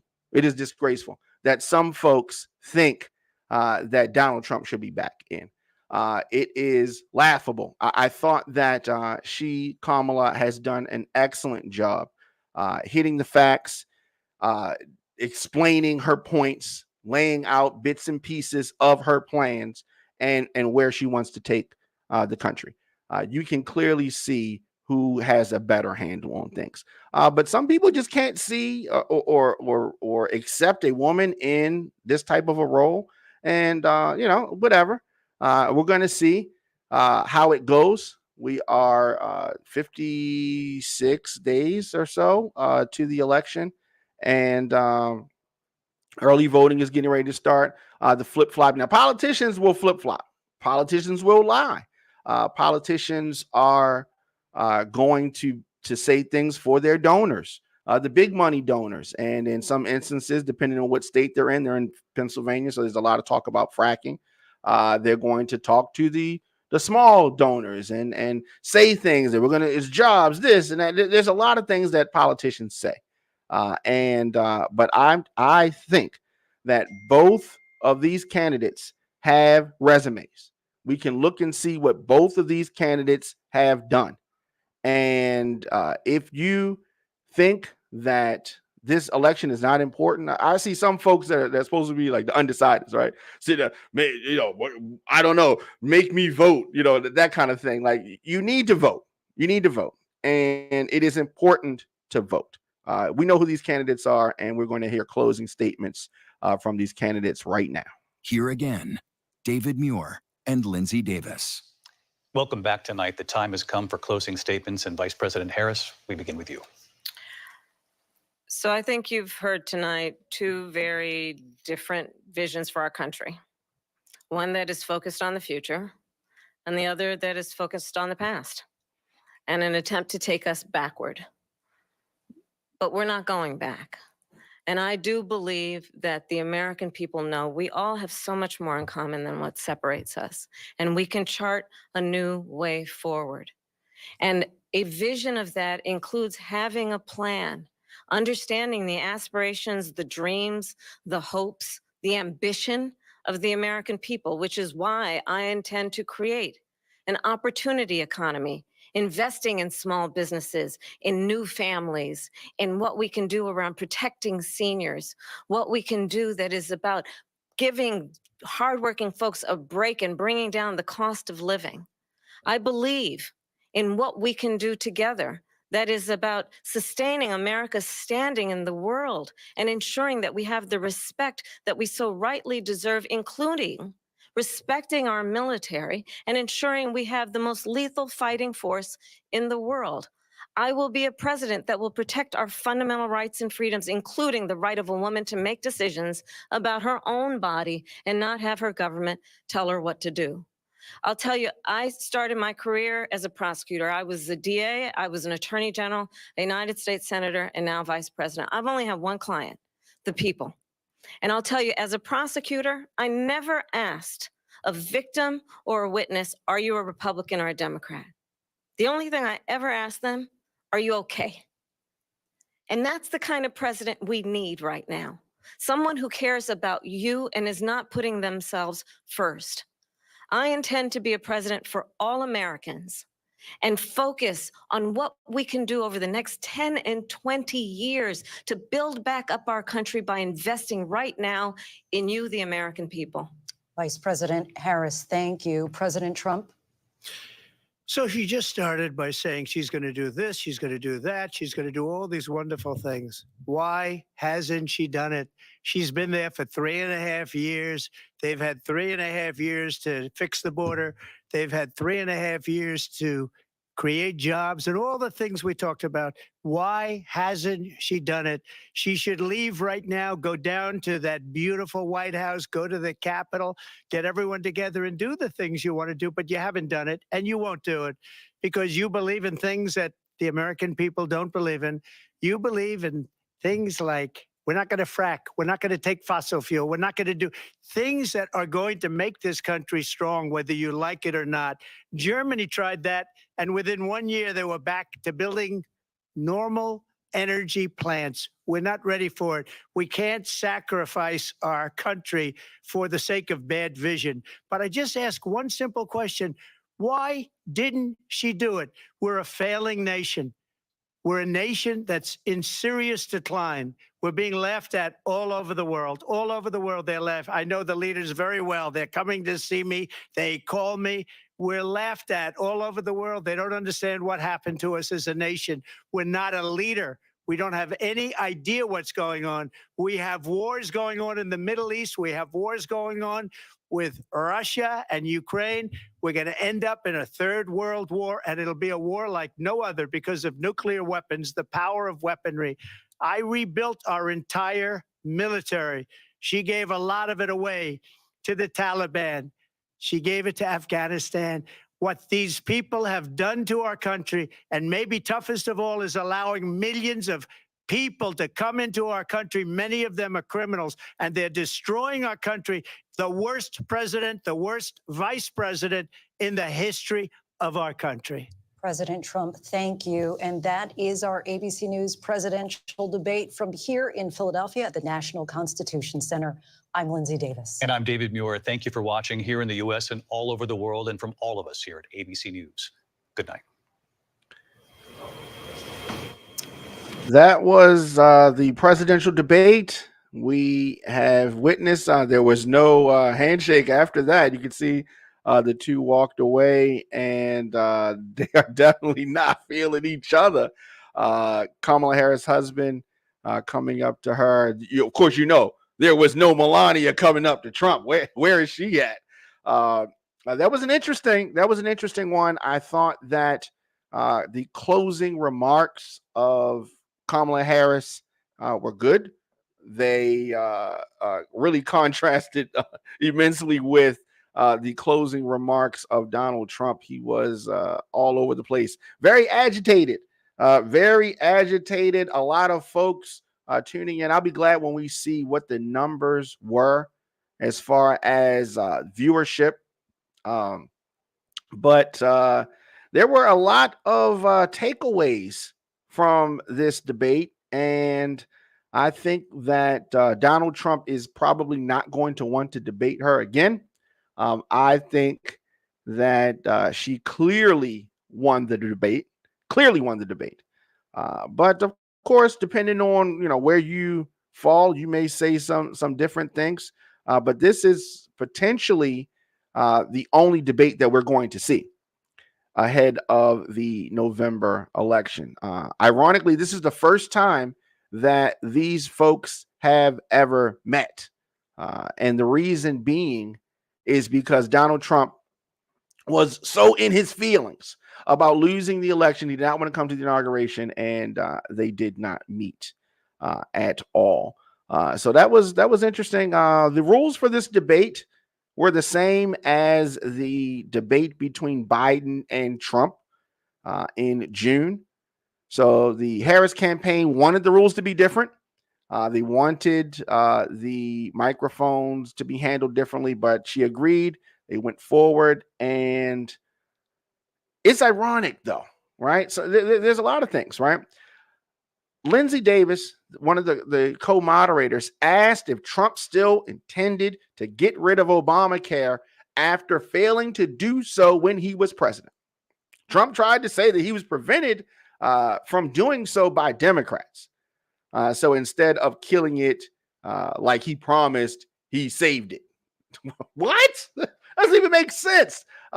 He tap danced. He shuffled around the fact that he still has nothing lined up to replace Obamacare. Interesting. Republicans have always talked about replacing Obamacare, but they have never come up with something. Healthcare is a difficult thing. It's a difficult business. She asked him, so just a yes or no. Do you still have a plan? Trump's answer, I have concepts of a plan. This is not who we want to run the country. This guy cannot run the country. He is a disgrace. He's a disgrace. And so I thought that it was very interesting. Trump chickened out after the moderator, David, asked him to explain why he believed it was appropriate to spread bigoted lies, suggesting that Harris only recently started identifying as a Black woman. Oh, and he backed up. He was, I don't care. I don't care. Right. But the moderator held his feet to the fire. But those were your words. Right. Those were your words. And Trump replied, all I can say is I read where she was not Black. Right. He did not get the better of that exchange. And Harris took a different approach than she did when those lies were referenced during that CNN interview. Instead of merely dismissing this as Trump's same old playbook, she used the question to highlight Trump's history of bigotry, including his false claims that Barack Obama was not born in the United States, his promotion of the death penalty after the Black and Latino teenagers known as the Central Park Five were falsely accused of the brutal assault in 1989. Trump did not get the better of that exchange. And one thing that I think a lot of folks found out for the first time, it hasn't come up much, if at all, during this campaign, but Vice President Kamala Harris is a gun owner. And in the early months of the 2020 presidential campaign, she told reporters that I own a gun for probably the reason that a lot of people do, personal safety. But this is not a fact that had come up a lot, that she is a gun owner. And I think that's important. I think that's important for folks to know. Right. And so Republicans are reacting how they're reacting to the debate. And it was interesting. Trump blamed Kamala Harris for the Afghanistan withdrawal that he initiated. Trump takes responsibility for nothing. As I said earlier, in the first half, he blamed Nancy Pelosi and Mayor Bowser of D.C. He blamed them for what happened at the Capitol on January 6th. The former president, the Afghanistan withdrawal was poorly managed. There's no doubt about that. Setting aside whether the vice president has much to say in foreign policy, the withdrawal began, as Harris noted, and when Trump bypassed the Afghan government to negotiate directly with the Taliban, she reminded folks that he invited the Taliban to Camp David. You remember when that happened, right? You want to talk about disgrace. You want to talk about just the actions of the former president. An inspector general's report found that Trump's 2020 agreement with the Taliban was the single most important factor in the collapse of the Afghan National Defense Forces. This guy is not someone that America, or the world for that matter, can afford to have in the White House again. Another highlight, the vice president said, clearly I am not Joe Biden, and I am certainly not Donald Trump. So Trump tried to accuse Harris of pretending to not have anything to do with Joe Biden. And she had to remind him, because he forgets, right? He's a little older, and he forgets. She said, clearly, I'm not Joe Biden, and I am certainly not Donald Trump. And what I do offer is a new generation of leadership for our country. Ooh, that was damaging. He winced when she said that. And she continued, one who believes in what is possible, one who brings a sense of optimism about what we can do instead of always disparaging the American people. She ran what is called a master class. She ran a master class, and Trump, he has definitely in previous debates, especially in the Republican debate, he took those jokers out, right? They weren't ready for. He's a street fighter with regards to the words, right? He's not going to come at things the traditional way. But Kamala Harris proceeded to call on an actual debate about the policies, and the two of them offering different policies. And when Donald Trump responded, Trump again threw out lies about her wanting to take away guns from every American. He tried his normal stuff. It's almost like he didn't even prepare, right? It's almost like he did not even prepare for this debate. He knew that it was coming, and I don't know. We did not see any type of meltdown like we saw in June when Joe Biden was debating, but it was interesting, and I can see that ABC has learned from previous debates, and they did things a little bit different. Trump won't say he wants Ukraine to win against Russia. I thought that was another pivotal moment because he's been a lapdog for Putin for so long. He would never say that he wanted Ukraine to win. He just says he wanted the war to be over. But he was scared. He was scared and shook to say that he wanted Ukraine to win. And it was a direct question. He said, "Do you want Ukraine to win this war?" Trump refused to give a direct answer. Instead, he launched into some meandering monologue where he called for a negotiated end to the war without ever saying that the democratic Ukraine should win. We have to understand who this person is. He is a lapdog for Russia. He is a lapdog for Vladimir Putin. It is clear and obvious. As a reminder, Putin's Russia launched its brutal invasion of Ukraine for no reason in February of 2022. Many tens of thousands have died as a result. Trump attacked Biden a couple of times. And I think that's another reason why VP Harris had to remind him, hey, you're not running against Joe Biden. I mean, like I said, you got to keep reminding him he's older and maybe he forgets some of these things. But the most that Trump has said about Biden so far was him rambling on. But he talked about he can solve the war in 24 hours. And Trump claimed that Biden had no idea how to talk to Putin. And then he went on this very baffling tangent, like, where is our president? We don't even know if he's a president. It was just weird. It was weird. He started talking about they threw him out like a dog, and we don't have a president that doesn't know. We have a president that doesn't know he's alive. He went on and he went on. So we saw this debate. It was very revealing.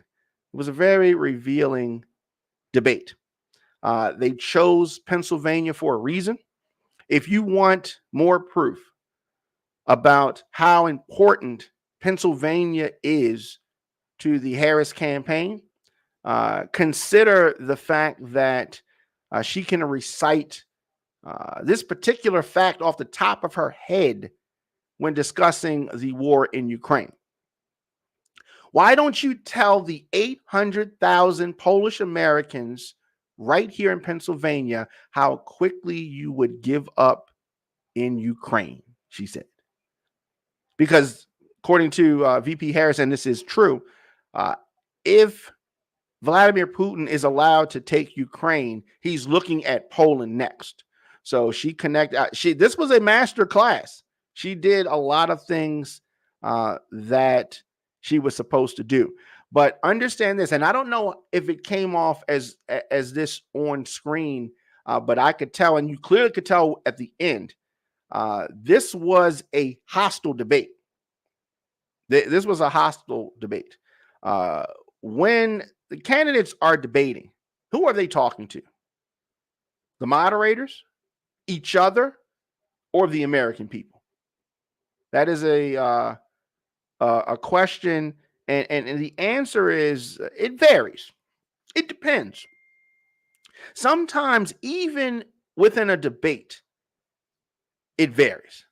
But in this debate, both Harris and Trump have largely talked past each other.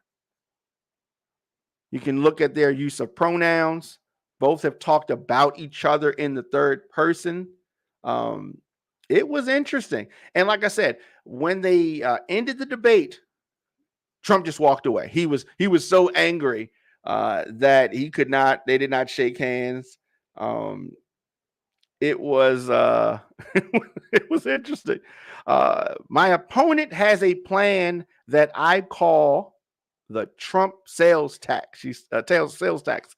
She said earlier, Trump has avoided saying Harris's name for the most part. He calls her she, they, these people. It was interesting. It was interesting to see a woman take Donald Trump to the proverbial woodshed and whoop on him. she whooped on him. It was interesting. It was interesting.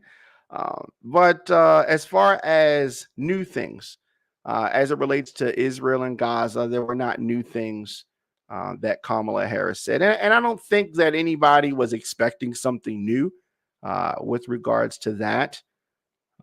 The Democratic nominees' lines on the issue of Gaza were nearly identical to what she said in her acceptance speech. She kind of stayed there. She did condemn Hamas for the October 7th attacks.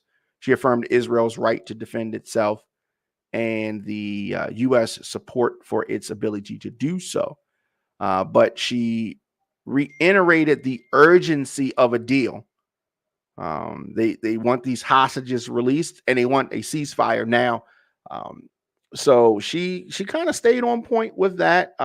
Nothing from Trump really on that. She talked about just how he wants to divide Americans, how he does not have a plan. And I thought that this was another thing that was interesting.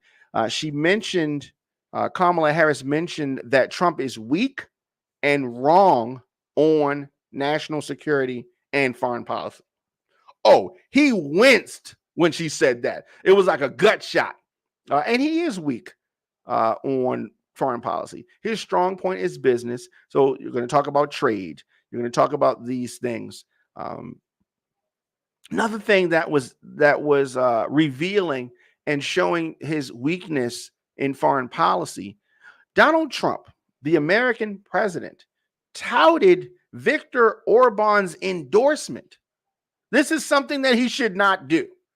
After Kamala Harris said that world leaders are mocking Trump and military leaders think he's a disgrace, Trump's response, the former president of the United States, responded by showing his excitement, touting a very ill-advised endorsement, and that is of Hungary's illiberal ruler, Viktor Orban.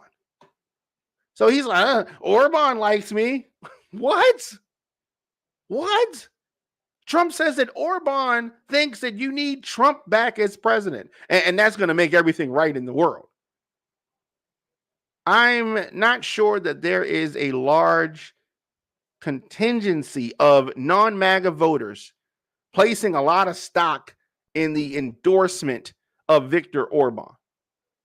Now, let's understand that Viktor Orban is a dictator. He has a well-documented record of brutal treatment of his own people. This is somebody that former President Trump thinks is a great guy and something that he wanted to let everybody know as far as the endorsement goes. Trump was big mad. Okay, he was big mad. And I think that was the plan that Kamala Harris and her team had. Trump's volume has been slowly but surely ratcheting up. And over time, he got louder and he got louder. He started off pretty calm in the beginning, relatively calm. But as Kamala Harris continued to needled him on his rallies, saying that they were boring and people were leaving, needling him on his standing in the world, needling him on his legal troubles. He started to blow up. He started to get big mad. And he didn't calm down. He didn't calm down as we got to the home stretch. He did not calm down. And as a result, his answers began falling apart, drifting, becoming disjointed, incoherent. His rants, it was interesting. Like I said, it was a masterclass. Harris invited people to watch Trump's debates so they could see how boring they were. Oh yeah, Trump doesn't like that, right? You want to get under his skin, stuff like that. And to Harris's credit, her team had been telling the press over the last few days that her strategy was to push Trump's buttons. And her strategy was to push Trump's buttons enough so he lost focus. And that's what we saw today. We saw Donald Trump lose focus. Now, in contrast, she kept her poise. She had a smirk on her face or a baffled face. She stuck with her talking points. She stuck with her digs. Right? Harris, in contrast to Trump's reactions, brushed off all of Trump's attacks, leaving him just, big mad. And, it was interesting. It was interesting. This is exactly the scenario that Donald Trump's advisors have reportedly been worried about. This contrast was exactly what the Harris team wanted. They wanted Trump on his heels, mad, showing frustration, showing that he couldn't, continue his thoughts, get his words together. They were worried about this, and this is what we've seen. So I don't think we're going to see another debate, because if we see another debate, it's going to be more of the same. He's probably going to be angrier because he got roughed up by Kamala Harris in this. Now, debates don't mean that you're going to win the election. It's a good sign.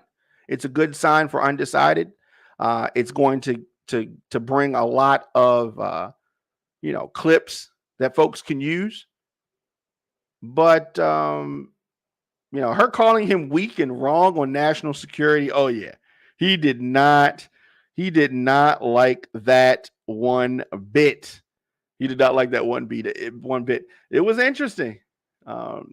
It felt like I thought, which was a bit like the prosecutor played by Tom Cruise in the movie A Few Good Men, needling Jack Nicholson's character into admitting that he ordered the code red. When he goes, "You can't handle the truth," like a prosecutor with someone on the stand. Another thing interesting, Trump backtracked. He's backtracking about the 2020 election denial. That was interesting. No surprise there. In recent weeks, Trump seemed to back off his baseless claims that the 2020 election was stolen. He told a podcaster that he lost by a whisker. Asked about that in the debate, Trump responded, "It was said sarcastically." And the moderator noted that he did not detect sarcasm in his voice during the interview, and he wasn't being sarcastic. He has now since said, being sarcastic, backtracking on his false claims that hurt him among his supporters. That's why he's backtracking, because of the reaction from his supporters. One of his supporters, the white nationalist, racist Nick Fuentes, noted that the criminal charges for people who attacked the Capitol after Trump's statement, it would have been good to know that before 1,600 people got charged. Oh, good point.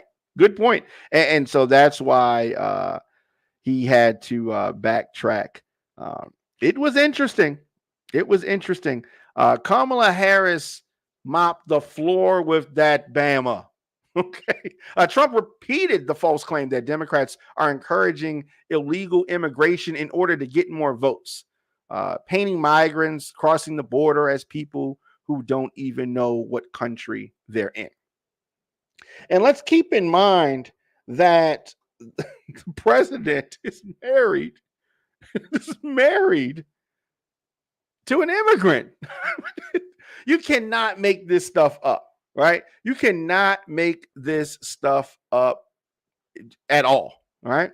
He says our elections are bad, and a lot of those illegal immigrants are coming in. They're trying to get them to vote. They can't even speak English. They don't know what country they're in practically. And these people are trying to get them to vote. That's why they're allowing them to come to our country. Now, let's understand and let's address this. Non-citizen voting is already illegal, and it is incredibly rare. Now, Kamala Harris mopped the floor with Donald Trump.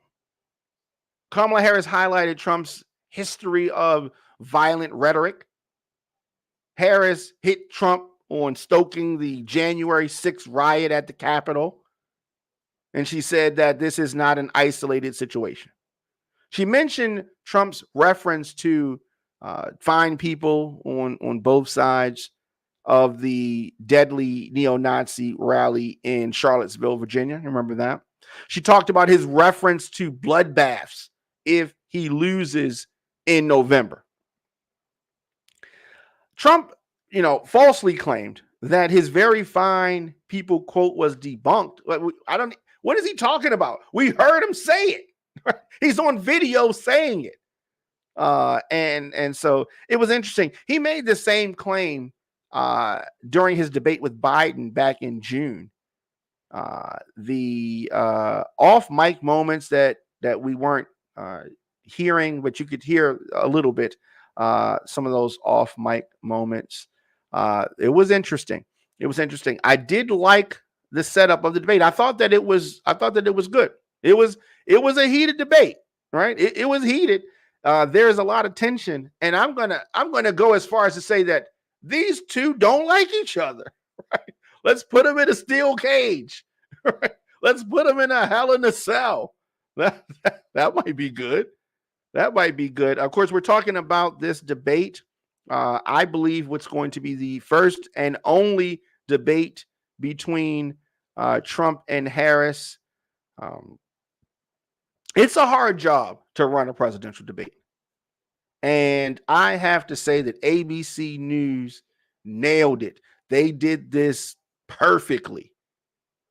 There were moments when things almost went off the rails. I'm not going to say that. So maybe perfectly might be too much, but I think they did the best job that they could possibly do. The much talked about muted mics were turned on more often than not.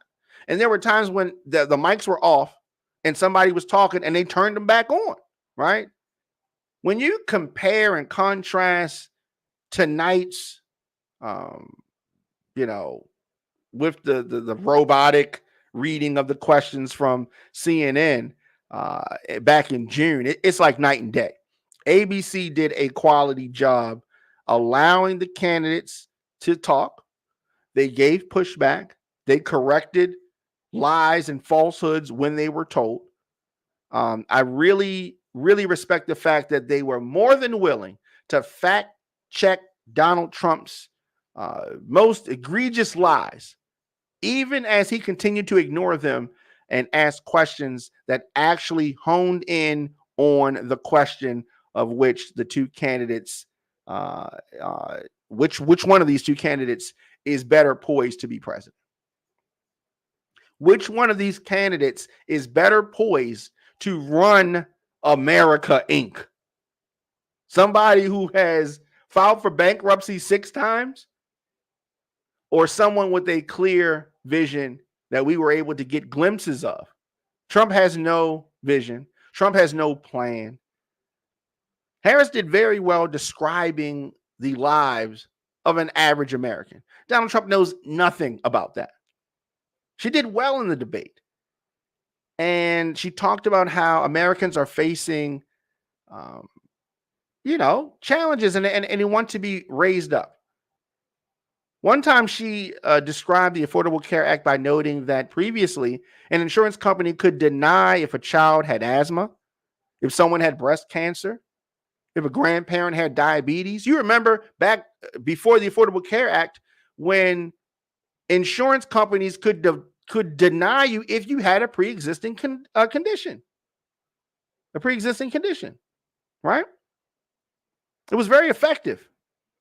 When she was discussing abortion and described a woman being turned away by a hospital afraid of the strict anti-abortion state laws and bleeding out in the parking lot. She went and she did her job, right? And so she was direct. The language was visual, and it was very effective, especially in a debate like this. It was very effective. Trump did not do anything like that. Someone on Instagram is saying that Trump is unhinged. Absolutely. Trump is absolutely unhinged. Trump does not seem to be clear on what Harris' job as vice president is. Trump's closing statements were just as disjointed as ever, but one bit toward the top really stood out. And he said, so she just started by saying she's going to do this and she's going to do that. This is how he started off his closing arguments. She's going to do all these wonderful things. Why hasn't she done them? She's been there for 3.5 years. And this gets back to civics class. All right. On Saturdays, we have civics class at noon. So you can tune in, where we go over what happens and what people are responsible for in the government. And it is so ironic that a former president does not even know the roles or the jobs or the responsibilities of a vice president, yet he's running for president. It is something that she said more than once. We need to turn the page. America needs to turn the page on Donald Trump. Harris has been the vice president for the last 3.5 years, not the president. She is running to be president so she can implement her own policies. The president, there's only one at a time. The vice president cannot implement policies. And you would think that a former president would know that. But as I said, Trump loves the uneducated. He's his own words. And he loves the uneducated because you can tell him anything. But what's so ironic is that Trump's uneducated himself. That's why he never wants you to see his grades, for the record. But hopefully we can solve the mystery for Trump. Kamala Harris is running to be the president so she can implement her own policies. The last 3.5 years have been Joe Biden's policies. And she agrees with some of those. And I'm sure she has some other policies that she wants to put forth that are different from what President Biden is doing. It was interesting. Did Trump, I guess he did a relatively good job remembering who he was debating. But he shifted midway through to his final answer. He tried to make some point about American manufacturing. He began talking about Biden corruptly getting money from China or Ukraine affecting his policies. The idea that Biden is the head of a corrupt business family was at one point the cornerstone of the GOP's attacks on Biden. It's ironic hearing that coming from someone like Donald Trump. It's the reason for their obsession with Hunter Biden. Republicans obsessed with Hunter Biden, who is also not running for president. All of the House Republicans that are investigating the proven falsehoods, all that stuff is falling apart. And once again, it became clear that Biden was no longer the nominee. Republicans quietly dropped all of those supposed concerns, all of the concerns that they had about Hunter Biden when they found out that Biden wasn't the nominee. All that stuff went away. Interesting, right? Interesting. Trump face planted on Obamacare. Face planted. And he face planted a few times. But that face plant on the Obamacare was memorable, right? So all in all, this debate that I think is going to be the only debate that we see with these two was a good night for Kamala Harris. Not so much for Donald Trump. Kamala Harris had some strong moments in this debate. She painted an effective contrast between herself and Donald Trump on several issues, including abortion, including Ukraine, including the climate crisis, and temperament. She looked very presidential. She seemed like the adult in the room.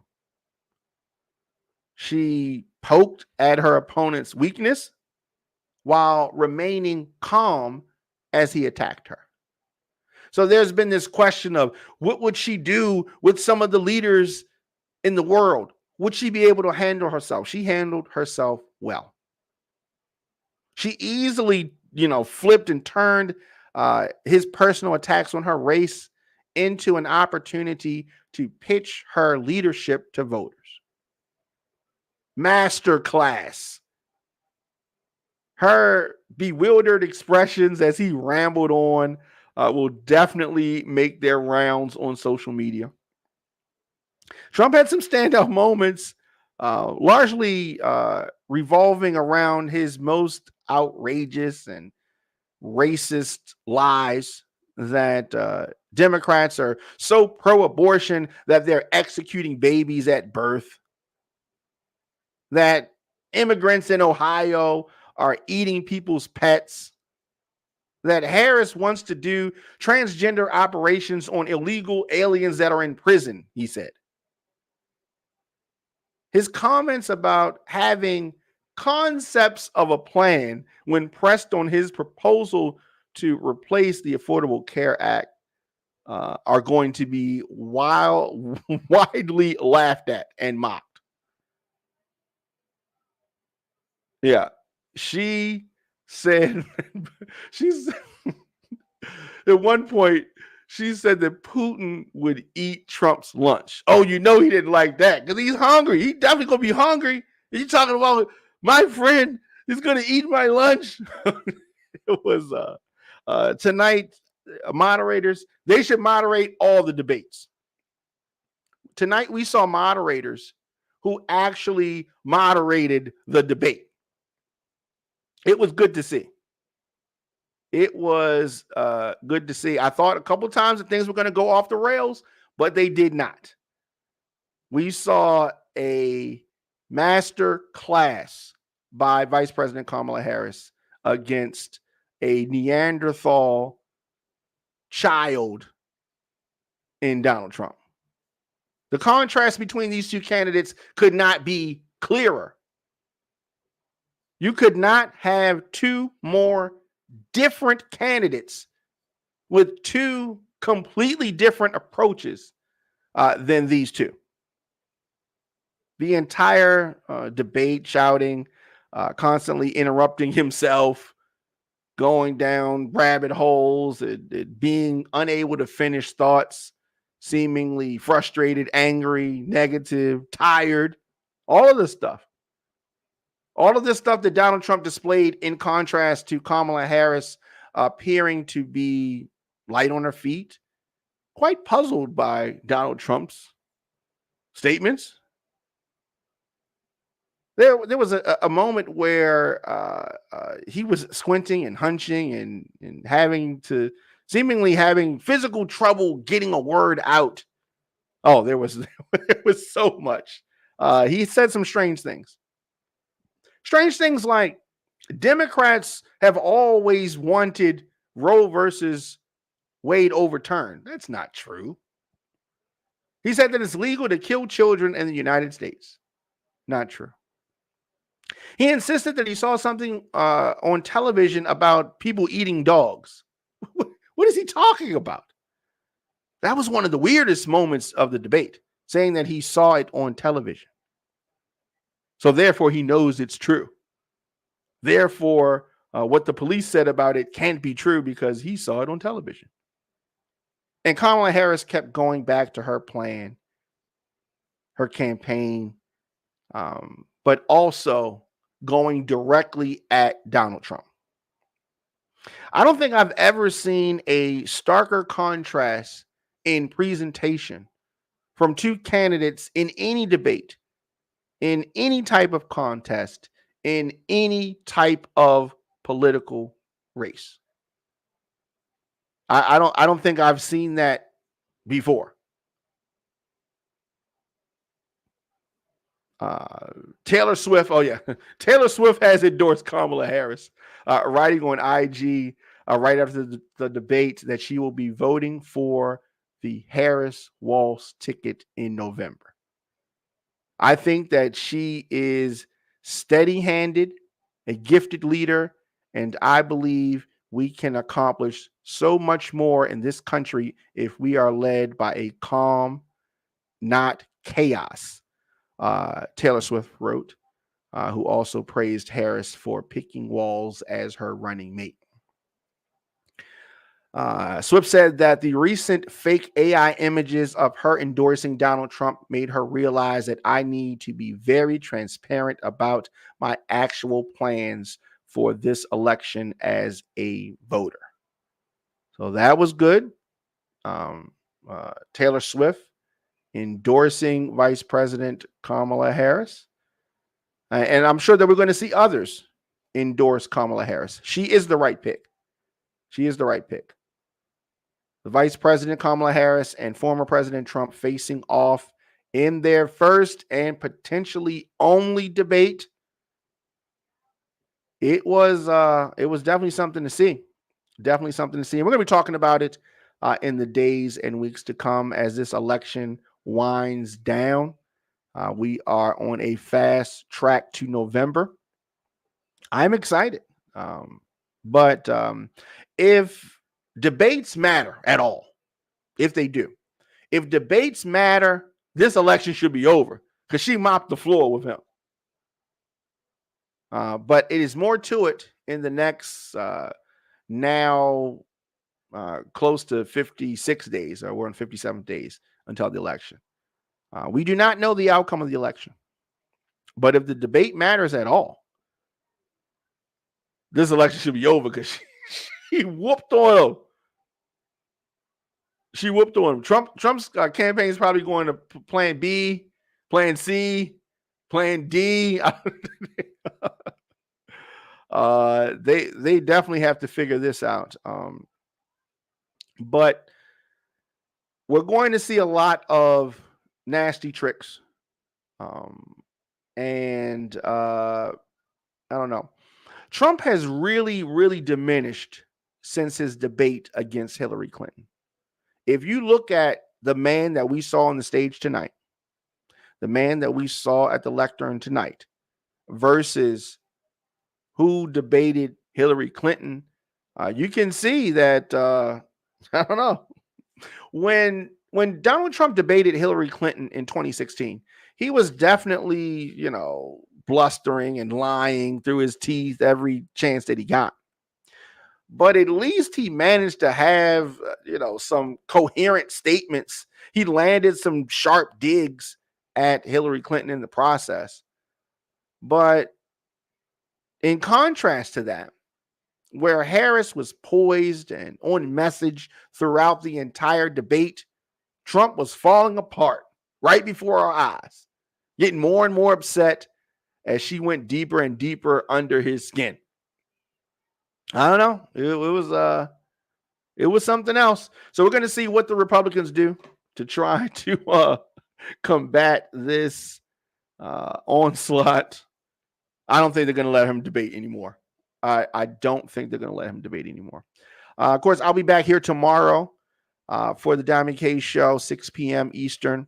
You can support the program and On Fire Broadcasting via PayPal.me/Radio on Fire. Of course, Cash App. I am $ the Diamond K Show.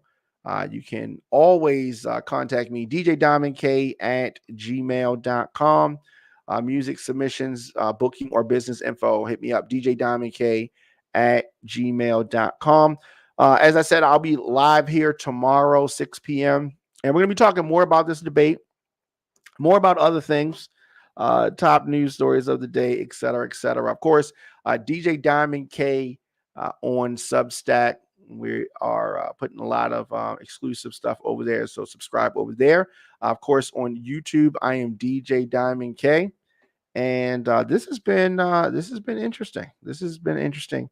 As I said, thanks for tuning in, and I'll see you guys tomorrow.